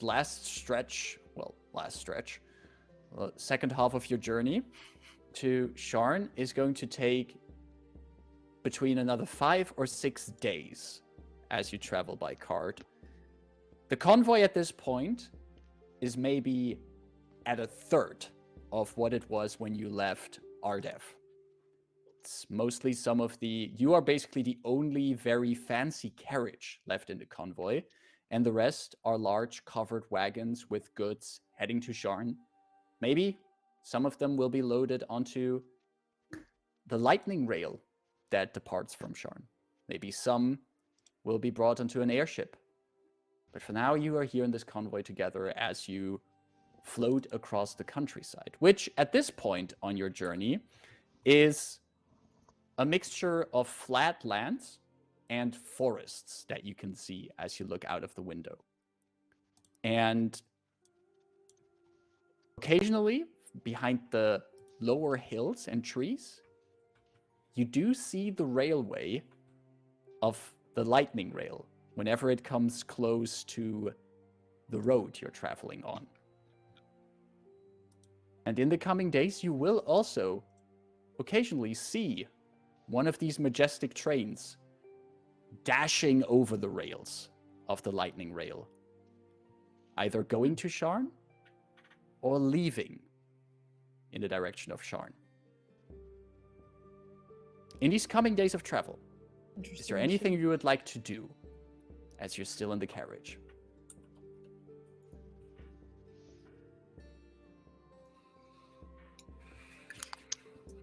So, now that we have some time to talk, I say with a teacup and some tea, and we're chilling. Seems like I am the only one in the group who doesn't have much connection or much experience with noble people. And that's not even true, because apparently, according to my past, I have. It's a shame I can't really remember. But I was thinking of what you said when we first got on the carriage, Rayn. When we first saw this woman, Lady Maria.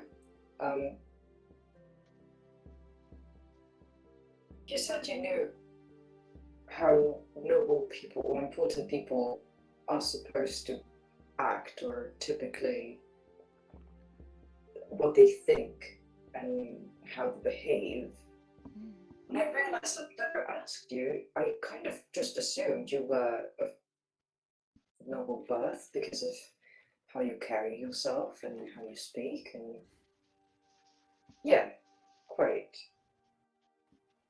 Is that so? If this is not much probing, I'm just curious. That's perfectly fine at all.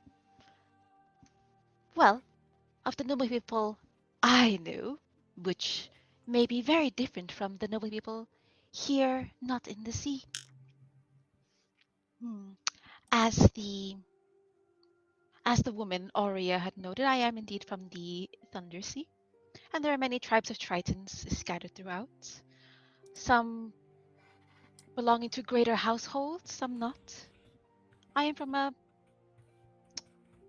rather well-established household, one very military focused, one very proud of their prowess and soldiers with, and she'll like knock the wrapped up greatsword on her back.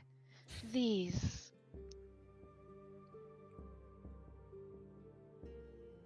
My parents were indeed the leaders of such households, and we disagreed about how our people and how our land should be protected. We disagreed that great intentionality, great planning, great martial prowess, contingencies, and backup plans can actually keep things safe. Because we experienced very recently that that was not the case. And people seem to very much embrace innovation, brand new ideas. They're not afraid to mingle old ideas with new. So I thought I would get off the noble seat for a little bit and explore.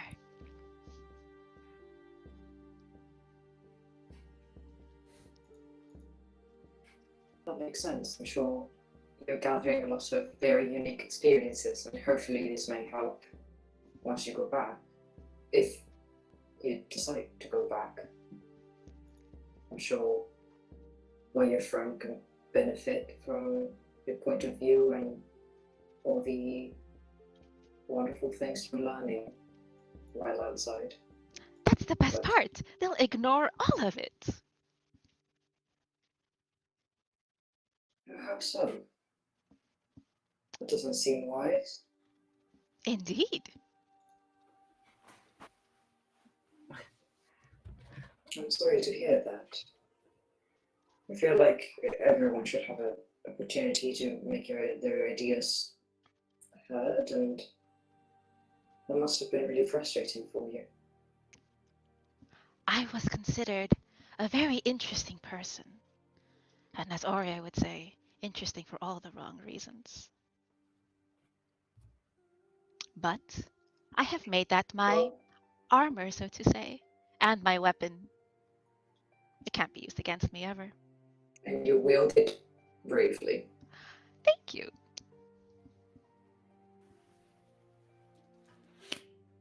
I quite appreciate you. I think you're interested in all the right ways. So Rayn looks a little confused and like a little like crack of like raw emotion, like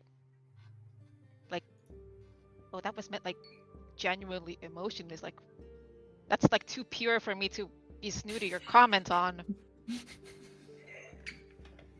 Like Rayn feels Yeah, guilt and I for no said it reason very suddenly. matter-of-factly. Rebus just dropping facts. Go I ahead. think Dyson would speak up. I think, Rebus, it makes sense with your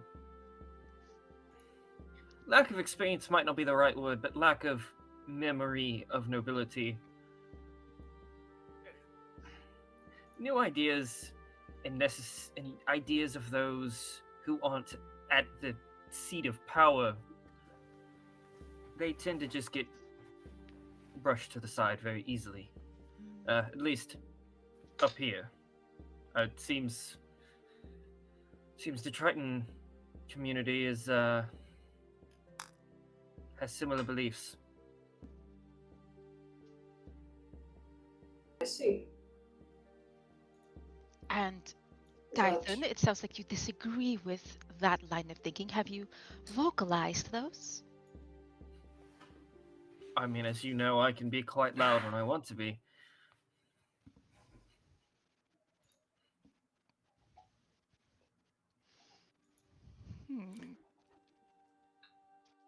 But, you know,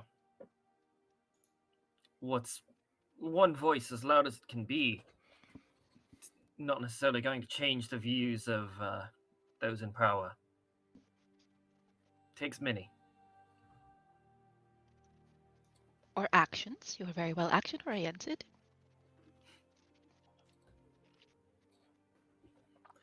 Being loud can be an action.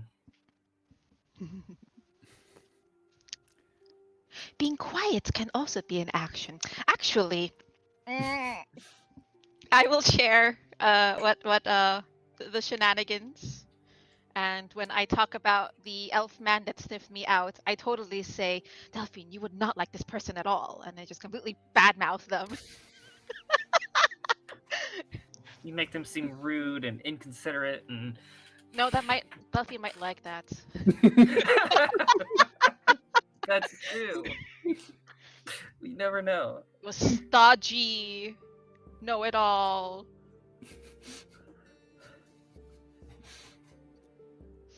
I share the shenanigans, and that especially that this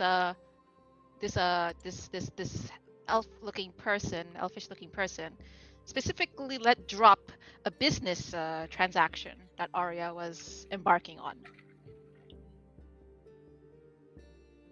And Rayn and Rayn will share that she was very mindful that she spoke the truth but spoke nothing at all.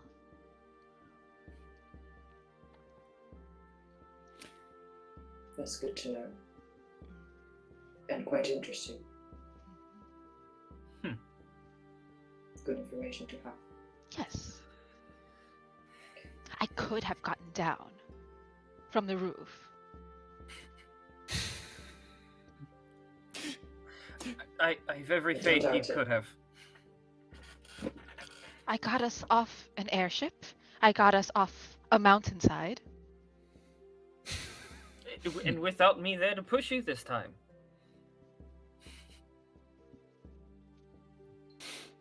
Yeah, don't do that again, please. It's only happened twice, maybe. No, I'm grateful. I'm You should be already grateful broken. that he did I that. don't- We would have been in the jaws of that manticore. Don't know what would happen if my face shatters. I'd rather not find out.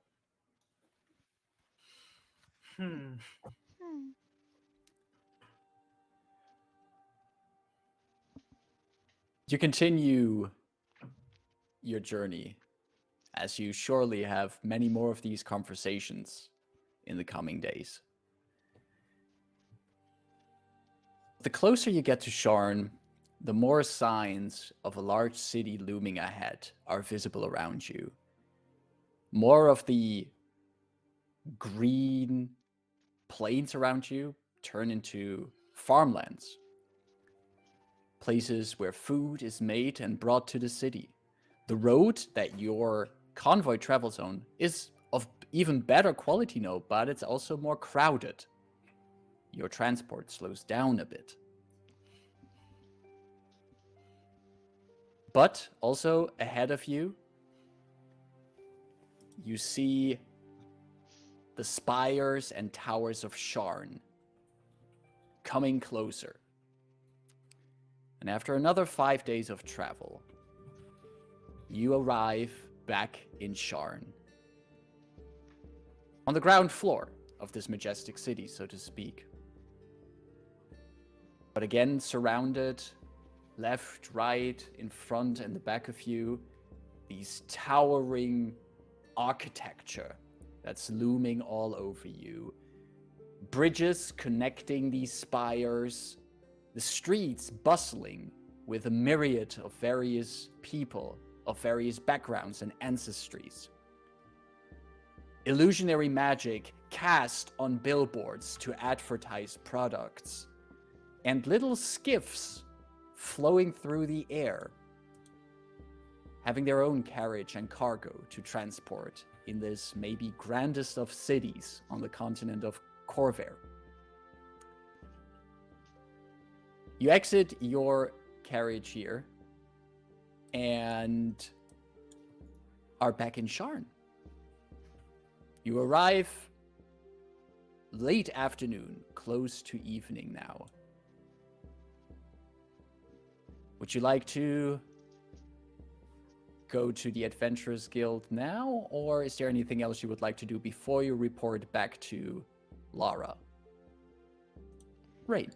With Dython's help, Rayn would ask for a quick shopping trip to get a tap. The thing that one puts into a beer barrel and then spits out. That. Okay. One of those. Tell me how much it costs. I'll mark up the gold. And one other big flask, generic. You could easily find those in any of the shops that you could find on your way to the Clifftop Adventurers Guild. I'd say, like, so you look for something like a tap that you could do in a barrel, something like that. Yes. And a flask that you put, just a regular flask, nothing special about it. An empty one. Oh, yeah, that is a special ability of a flask. Both of those together, you could get them for 5 silver pieces. Done. -5 silver. Okay. I has these things. All right. You have a flask and a tap that you can put into a barrel if you wanted to. Why do you need a tap exactly? Because we're going to have a drink very soon, Dython. Of what? Happiness. Well, if you find a barrel of happiness, let me know. Oh, indeed. I'm sure many people would love that. So, also, I'm sorry to interrupt this lovely conversation. I'm sure we will find out what the tap is for. But now that we're here, we need to get paid. Yes, we How should do go. I feel about giving this obviously powerful crystal to Lhara? She didn't give me the best impression last time. Do we want to find out more before we hand it over? I have already investigated the item arcanely. Is there anything more you wish to know about it? No, that would be excellent. Do you think we should hand it over then? What did That you is find what out? we were commissioned to do, and that I intend fully to do. The item is what it is prescribed to be.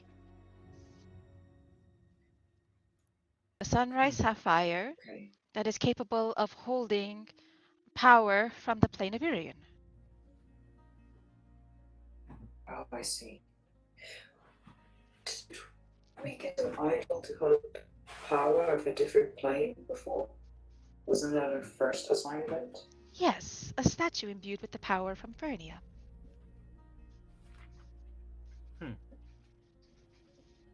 I think I'd like to research that. But let's get our payment then.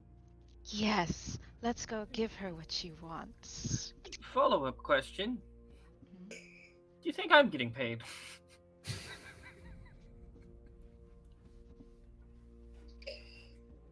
Do you think you read the original contract?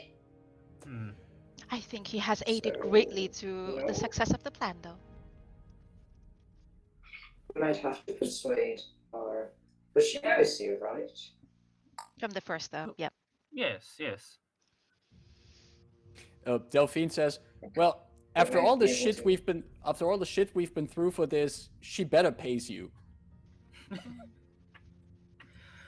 Oh, I hope so. But if she's hard set on not paying me, I would understand. But it still hurt a little.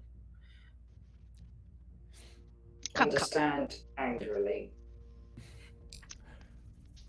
You find one of the many elevators that can bring you to the higher levels to the Clifftop Adventurers Guild.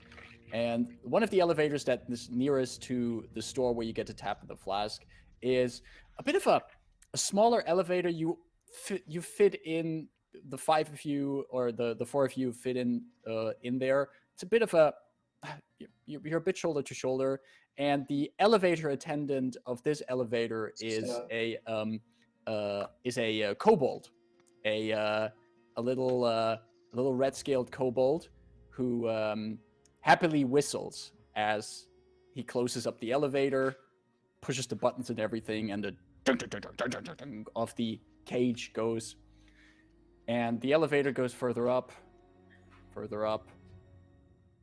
and at a certain moment, you see, while you're in the elevator, you notice that the kobold is just like tapping his little feet to a rhythm, and you notice that he's listening to the rhythm of the chains and the mechanisms that just go like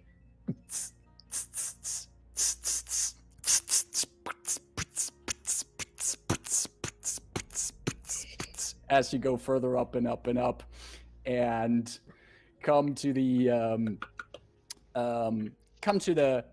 level where you can find the Clifftop Adventurers Guild. It's just a short walk away from the elevator, and you step into the guild hall, which at this time of day is pretty filled. There are a few other people here who are having food and drinks. You can hear people mumbling and talking. There's some cheering, some mugs that are clanked against each other. But you're making your way up the staircase to Lhara's office, and you come to her door. The door is closed at this point. Do you knock before you enter, or do you just try to open the door? What's your style? I would try to knock unless somebody. I think that depends on who's in front. What's the marching order? I think Rayn would not be Let's towards roll. the front. I'll just leave it at that. Okay, then I will knock. There you go. The fate would have it that Rebus is at the front, and a knock on the door is followed by Lhara's voice saying, "Come in." And you open the door, and Lhara is seated in front of her hearth, a fire burning in it. She's in her chair, and she's just looking over her shoulder. She has her eye patch on, her white grayish hair in a tail, and she looks over her shoulder to you. "Oh, wow, this one took a while, didn't it? You've been gone for a few weeks." It wasn't exactly an easy assignment, but hopefully we won't disappoint. Oh, you! Wow! And she gets up out of her chair and she looks at all of you. Typhoon, I don't remember contracting you for this mission. Did they pick you up somewhere along the way? Something like that. Huh. We were lucky enough to be able to count with his assistance, which otherwise we might not have been as successful. Perhaps. She moves from a comfy chair that's in front of the fire, moves over to her desk, and sits in her desk chair, elbows on the desk, her clawed hands put together. Close the door behind you. And did you succeed? Or are you going to tell me that this entire valley that they contracted us to find was just some kind of rumor, and I just arranged a House Lyrander airship for nothing? For a vacation. I do believe we are contractually obliged to say there was no valley, and I make an overly exaggerated, like, really bad wink, like, I see. However, we have the item. Perfect. I pull out the box, and I put it on the desk. Well- Typhoon has it, right? Nope. Well, yeah, no. Nope. Oh yeah, right. Yeah. So you put the box on the desk. Yep. She recognizes the box. And she carefully lifts the lid. It's not in here. Could you prepare some glasses for everyone, please? She closes the lid. Gets up, moves over to one of her closets, opens it. Puts some glasses for everyone out, but she keeps an eye on you, Rayn. There's a glass for each of We you. love the travel.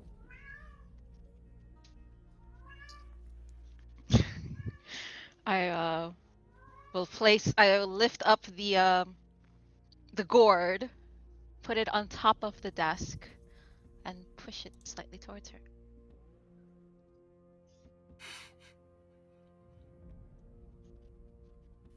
I avert my gaze. She opens the gourd. All of you avert your gaze, knowing what's coming.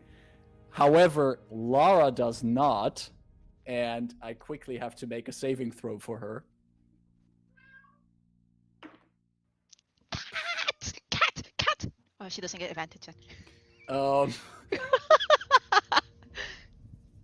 She opens the lid, and you just see her, like, in the last moment, just put a hand in front of her eyes as this bright glow comes out of it. You can all hear the rhythmic humming, almost singing sound coming from the crystal that is in whatever Dythun was fermenting once in this gourd.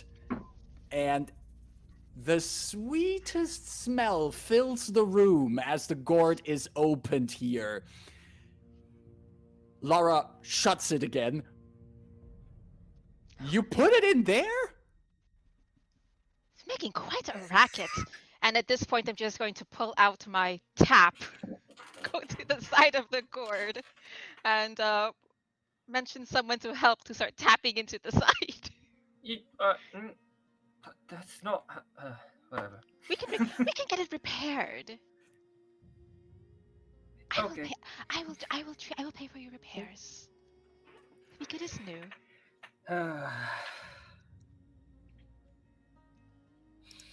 You I guess Dythun will tap it. with a Stop. little with a little bit of effort, you're able to put the tap into the gourd, creating a now a way to tap this sweet-smelling drink from your gourd and fill up the cups, the glasses that have been put out for everyone. And I'll empty out the rest into the flask and give the rest of the flask to Dython. The goal is to empty out the gourd so that the diamond can be emptied into the box, the box that is woefully not inappropriate, but unable to handle the sapphire by the box. Gotcha. Yeah. And you're filling up a glass for everyone. You're putting the rest into the flask. And now with also the liquid drained from the gourd, you can also hear, even though the gourd is closed at this point, you can still hear the singing, the sound. And you carefully pull out the sapphire, averting your gaze as there's still some of the liquid dripping off of it onto the desk of Lhara. And you put it into the box, close the lid. That at least deals with the blinding light from it. But you can still hear from inside the box, you can hear the tranquil serenade that this crystal is bringing forth. And Lhara is just, now that she can look again, now the light is gone, and she sees all of this, she goes, I have a feeling that there's a very long story behind all of this. But I also have a feeling that this smells really, really good. And she just takes a long sip from it. Oh, wow. How alcoholic is it? We all have a cup of it, should we? Right there. You just see, as she took a sip from it, And DM, I will drink it and assess the level of alcohol that it has. if you take a sip from it, Hopefully a good amount. there's a good sense of like alcohol degree of a malt in there. It's not too like it's not like you take one sip and you feel you feel shit-faced immediately, but there's a good sense of alcohol in there. But what's also very striking for all of you who take a sip from it is that it's delightfully sweet, and once it goes down your throat, you just feel calm. You feel serene. All the weight and worries just drop off of your shoulders. And you can actually see Lhara, after she took a sip, she sits down in her chair and she just sinks down into her chair, has the glass in her hand. This is some very good liquor. All courtesy of Dython. Very gracious of him to join us and assist us, and volunteer his drink to safely accommodate it here. Thank you very much, Dython. We hope to Pleasure. repay you one day for this favor you've done us. And from what I gather, and she very relaxed points over at the box, the sapphire has also been charged. I should hope so after what we've gone through. Well, she puts down her glass and you see her actually stretch out her arms and everything, like she's fully relaxed, and she does this stretch forward with her arms, which is almost very feline in how she stretches her arms. So then I think payment is due, if I'm not mistaken, and I'm hardly ever mistaken. I've paid all of you 75 gold pieces up front, and there's another 175 gold pieces for each of you. Does that include an assassination attempt from our partners? A what now? I look at Delphine. Delphine looks first at you, then at Lhara. That's also part of the long story. But yes, let's just say that our transport there had an almost very deadly ending. Lhara says, "Oh wow. Huh. Yeah, well, but being assassinated is kind of part of the risk payment that's included in that 175 gold pieces. But," and she takes another sip from the juice, "I understand that Dythun helped you a lot on this mission?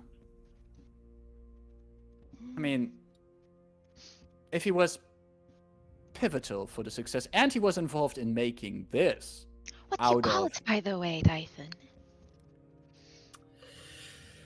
I was thinking something along the lines of the Haunting Brew. A haunting brew. I Oh. like that. Very fitting.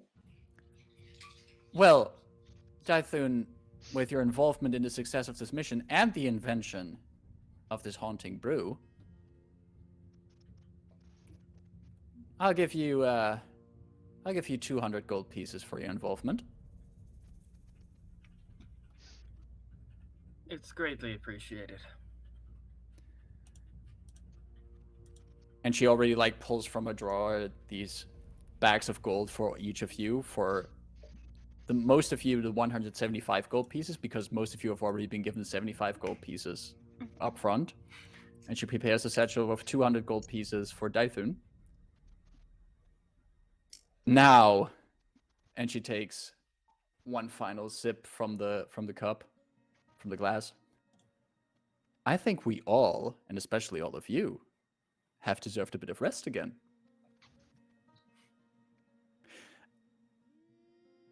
How did you get back to Sharn? Trade secret. Comfortably. She just, still under the effects of the calming effects of this brew, she just smiles at you, Rebus. Trade secret. You're really getting good at this. Well, She's just high. well, I think you should enjoy the rest of the day, and there's something already lining up for you, I'm sure. I'll keep all of you in the loop as long as you make sure you stick around the city for a bit. I'll definitely be staying in town this time, don't worry. Perfect. Oh, maybe while you were away, there was this woman that came asking for you. The one that now runs Drummond's old forge down in the Cogs, Tresca. Oh. Yeah, she just came up and just wanted to check up on you, how you were doing. So, Oh, lovely. so I don't know, it's you're your own boss at this point, so but maybe you want to go and check in with her.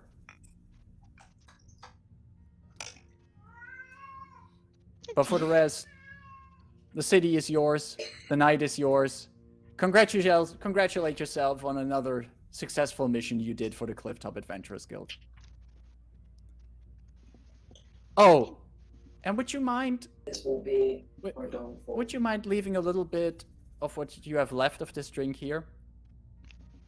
It's in Dythun's possession. Yeah, Dythun will hand her the flask. All of it? Wow. The haunting song, right? No. The Haunting Brew. The haunting brew.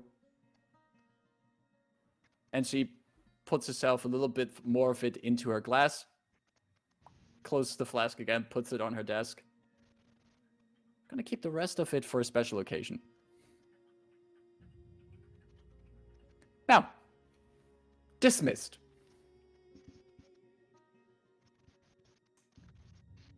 And Yeah. the four of you are free to leave. You leave her office, closing the door, as Delphine turns to you, Rayn, and she says, That's my business. Don't forget that. They introduced each other to us. We're involved a little bit here.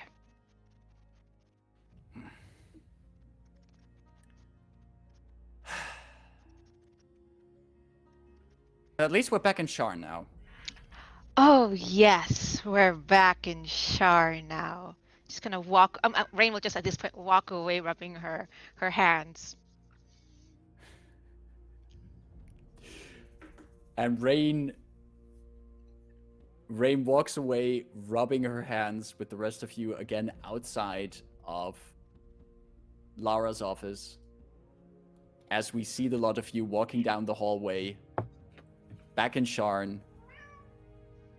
And we wrap up Chapter 2 of the Convergence Manifesto. Congratulations! You have finished Chapter 2. We made it. Next to record time. Record time. This was the speed run of the chapter. Let's go. You have also completing this chapter. Next to payment, you also level up to level 4 with your characters. Ooh. So there's some improvements there as well. All right. Yes, this is supposed to be a full year campaign, so we're just like we have to cut a lot of things out. But... yeah, that's we're you can sign up for the director's cut later, and we're gonna It's publish essentially that. the shorts. We're gonna put them all together eventually and get some sort of story. Exactly. Once we're done making magical alcohol and giving it to the quest givers. You gave all of it, Dyson. I thought he would have kept some, but oh well. Dude, Typhoon, what the hell? Oh well. Why would you do that? The schnapps. The schnapps, not the Rebus schnapps. doesn't even drink. Hello. Well, we Perfect. still have. We still have Oh, the Delphine happy will be so water. mad. You still have the happy water, yeah. And It's just water. Hey, No comparison. It's the Water gives you with the temp right AP ingredients. water.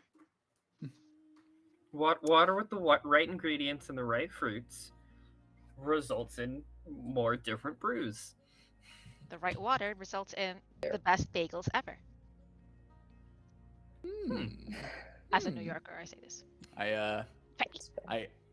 I guess we have a potential list of a few downtime activities the party might be one of doing, but that's something we will find out later. I'm happy we've finished chapter 2 today, and I had a lot of fun with this chapter because there was a lot of stuff in there that I did not anticipate that many of you really played in very well to, and this was a lot of fun and a great way to really see the party grow, and I'm looking forward a lot for what's waiting in chapter 3 through these characters. And we're not even halfway through this campaign when we're going through chapters, so there's still a lot of stuff for you to do. And big props to the DM, people watching that. Yes, DM is following a module, a pre-written campaign, but he's also weaving in people's backstories and making them actionable things alongside the main plot, and making it. I think it feels really cohesive, and I think that's a really well done and adds to the enjoyment. Thank you. Plus, we get to like you managed to DM our very chaotic group, so like props to you for like keeping it on track and being good at improvisation and randomly beatboxing in the story. I am very impressed. I'm very glad. Thank you very much, and I'm very happy to run for all of you. With that being said, as this is the end of a chapter, we are going to take off next week. So next week, we're not going to be on this channel here. And also in the weeks to follow up there might be a bit of like, we might deviate from our regular scheduling in the weeks after that. So keep an eye on our socials if you want to for any updates. So if you want to follow us on Twitter, you find the Twitterinos down there. You can also join us on our Discord. You will find more information on how our scheduling will be for Twitterinos for the rest of March. But what we know 100% sure is that next week we will be taking our week off, as we usually do in between chapters of the campaign. And after that, we'll see how we continue. But we surely will pick up this third chapter as soon as possible on this channel. Before we go out and head into our own little tavern for the rest of the evening to discuss these events. Is there anything anyone would like to share before we, wind this down for today? Yeah, small spam, since you give me the opportunity. I have a lot going on, but I decided to open really small symmetrical commissions. So that means a portrait commission that is like more or less symmetrical, because they're easy to do or easier to do, and they're kind of fun, and I can do them quicker. So like if you're looking for a small commission that's a bit cheaper than my normal commissions, like hit me up. Here's a tweet with some information on it. Boom. No need, but if you were looking for a new character portrait, let me know. Perfect. That's it. And I see you indeed already shared the link to the tweet with more information. So if you're curious to get your own actual scenario snowings piece, follow that link and you can find all the information there. Anything else happening on anyone else's places? Any other plans for the coming week? Something that is happening today and in all parts of the world. It is International Women's Day. That is true. Horde of Tales, Yay. the winds beneath our wings, the engine that makes everything possible, brought us together. Unfortunately, wasn't playing today. Kara, we love you. We need more strong, awesome women playing on being present, being visible, being vocal, participating, and giving their creativity and their insights in this community. We need it from all sorts of underrepresented and marginalized communities. But today and March, we get to celebrate women in particular. And as a woman myself, I'm very happy for the opportunity here. I'm proud to be my loud ass self. And I'm proud also to be working with other hella talented women. So yay! And it is indeed a day to celebrate women everywhere, and also the women we share our tables with and we play with. And I'm very glad to be playing with amazing women who add to this hobby and are a fantastic addition to not just the tabletop RPG space, but also to our lives. So enjoy that, and thanks very much for also getting involved in the hobby. It makes everything so much better. Yay! Perfect. Well, Austin, yeah, I was actually about looking at you, Austin. Is there anything going on your end? Yeah, when you streaming again? Yeah. Life is still hectic. I don't have like a schedule, but it's just over the next few days, probably going to be streaming a little bit more when I actually have time to. I do have a new shirt design for the merch store. That's a thing. Show us. I can put a link in the chat. Yes, I have okay. one of your previous designs, and it's one of my favorite T-shirts ever. So, just saying. I figured out how to do sleeve prints, so that's a thing now. Here, there. I think that's it. That's it. Yes. There we go. There's the link to that in the chat. But that's about all I got going on. All right. Just so if you making t-shirts. And also, if you want to keep an eye on when Austin is streaming, you can follow Austin on Twitter. I just shared the link to your Twitter because usually you post there when you go live. And yes. I've been watching Austin last week playing Dragon's Dogma, which was a lot of fun to watch. And it's been a while since I actually started that game up myself, and it's still a hell lot of fun. And it's also fun to watch Austin play it. So tune in when you catch Austin playing. Be happy to have anybody. I usually try to keep things fairly chill. I love these designs so much. I love the long sleeve one with the like really long sleeve design. Well, it's so cool. Oh, I'm gonna have to save up to buy another one. I'm very happy with it. So I'm glad other people like it. All right. Well, really good job. Thank you. With all of that being said, thanks everyone for joining again today. in whatever time zone it currently is. Thanks for watching, looking at our cats, joining our fun, and we'll be winding down for tonight. We'll be not back next week, but keep an eye on our socials for when we will be back. Thank you very much for watching. Take care, and see you next time. Bye. Bye. Oh, that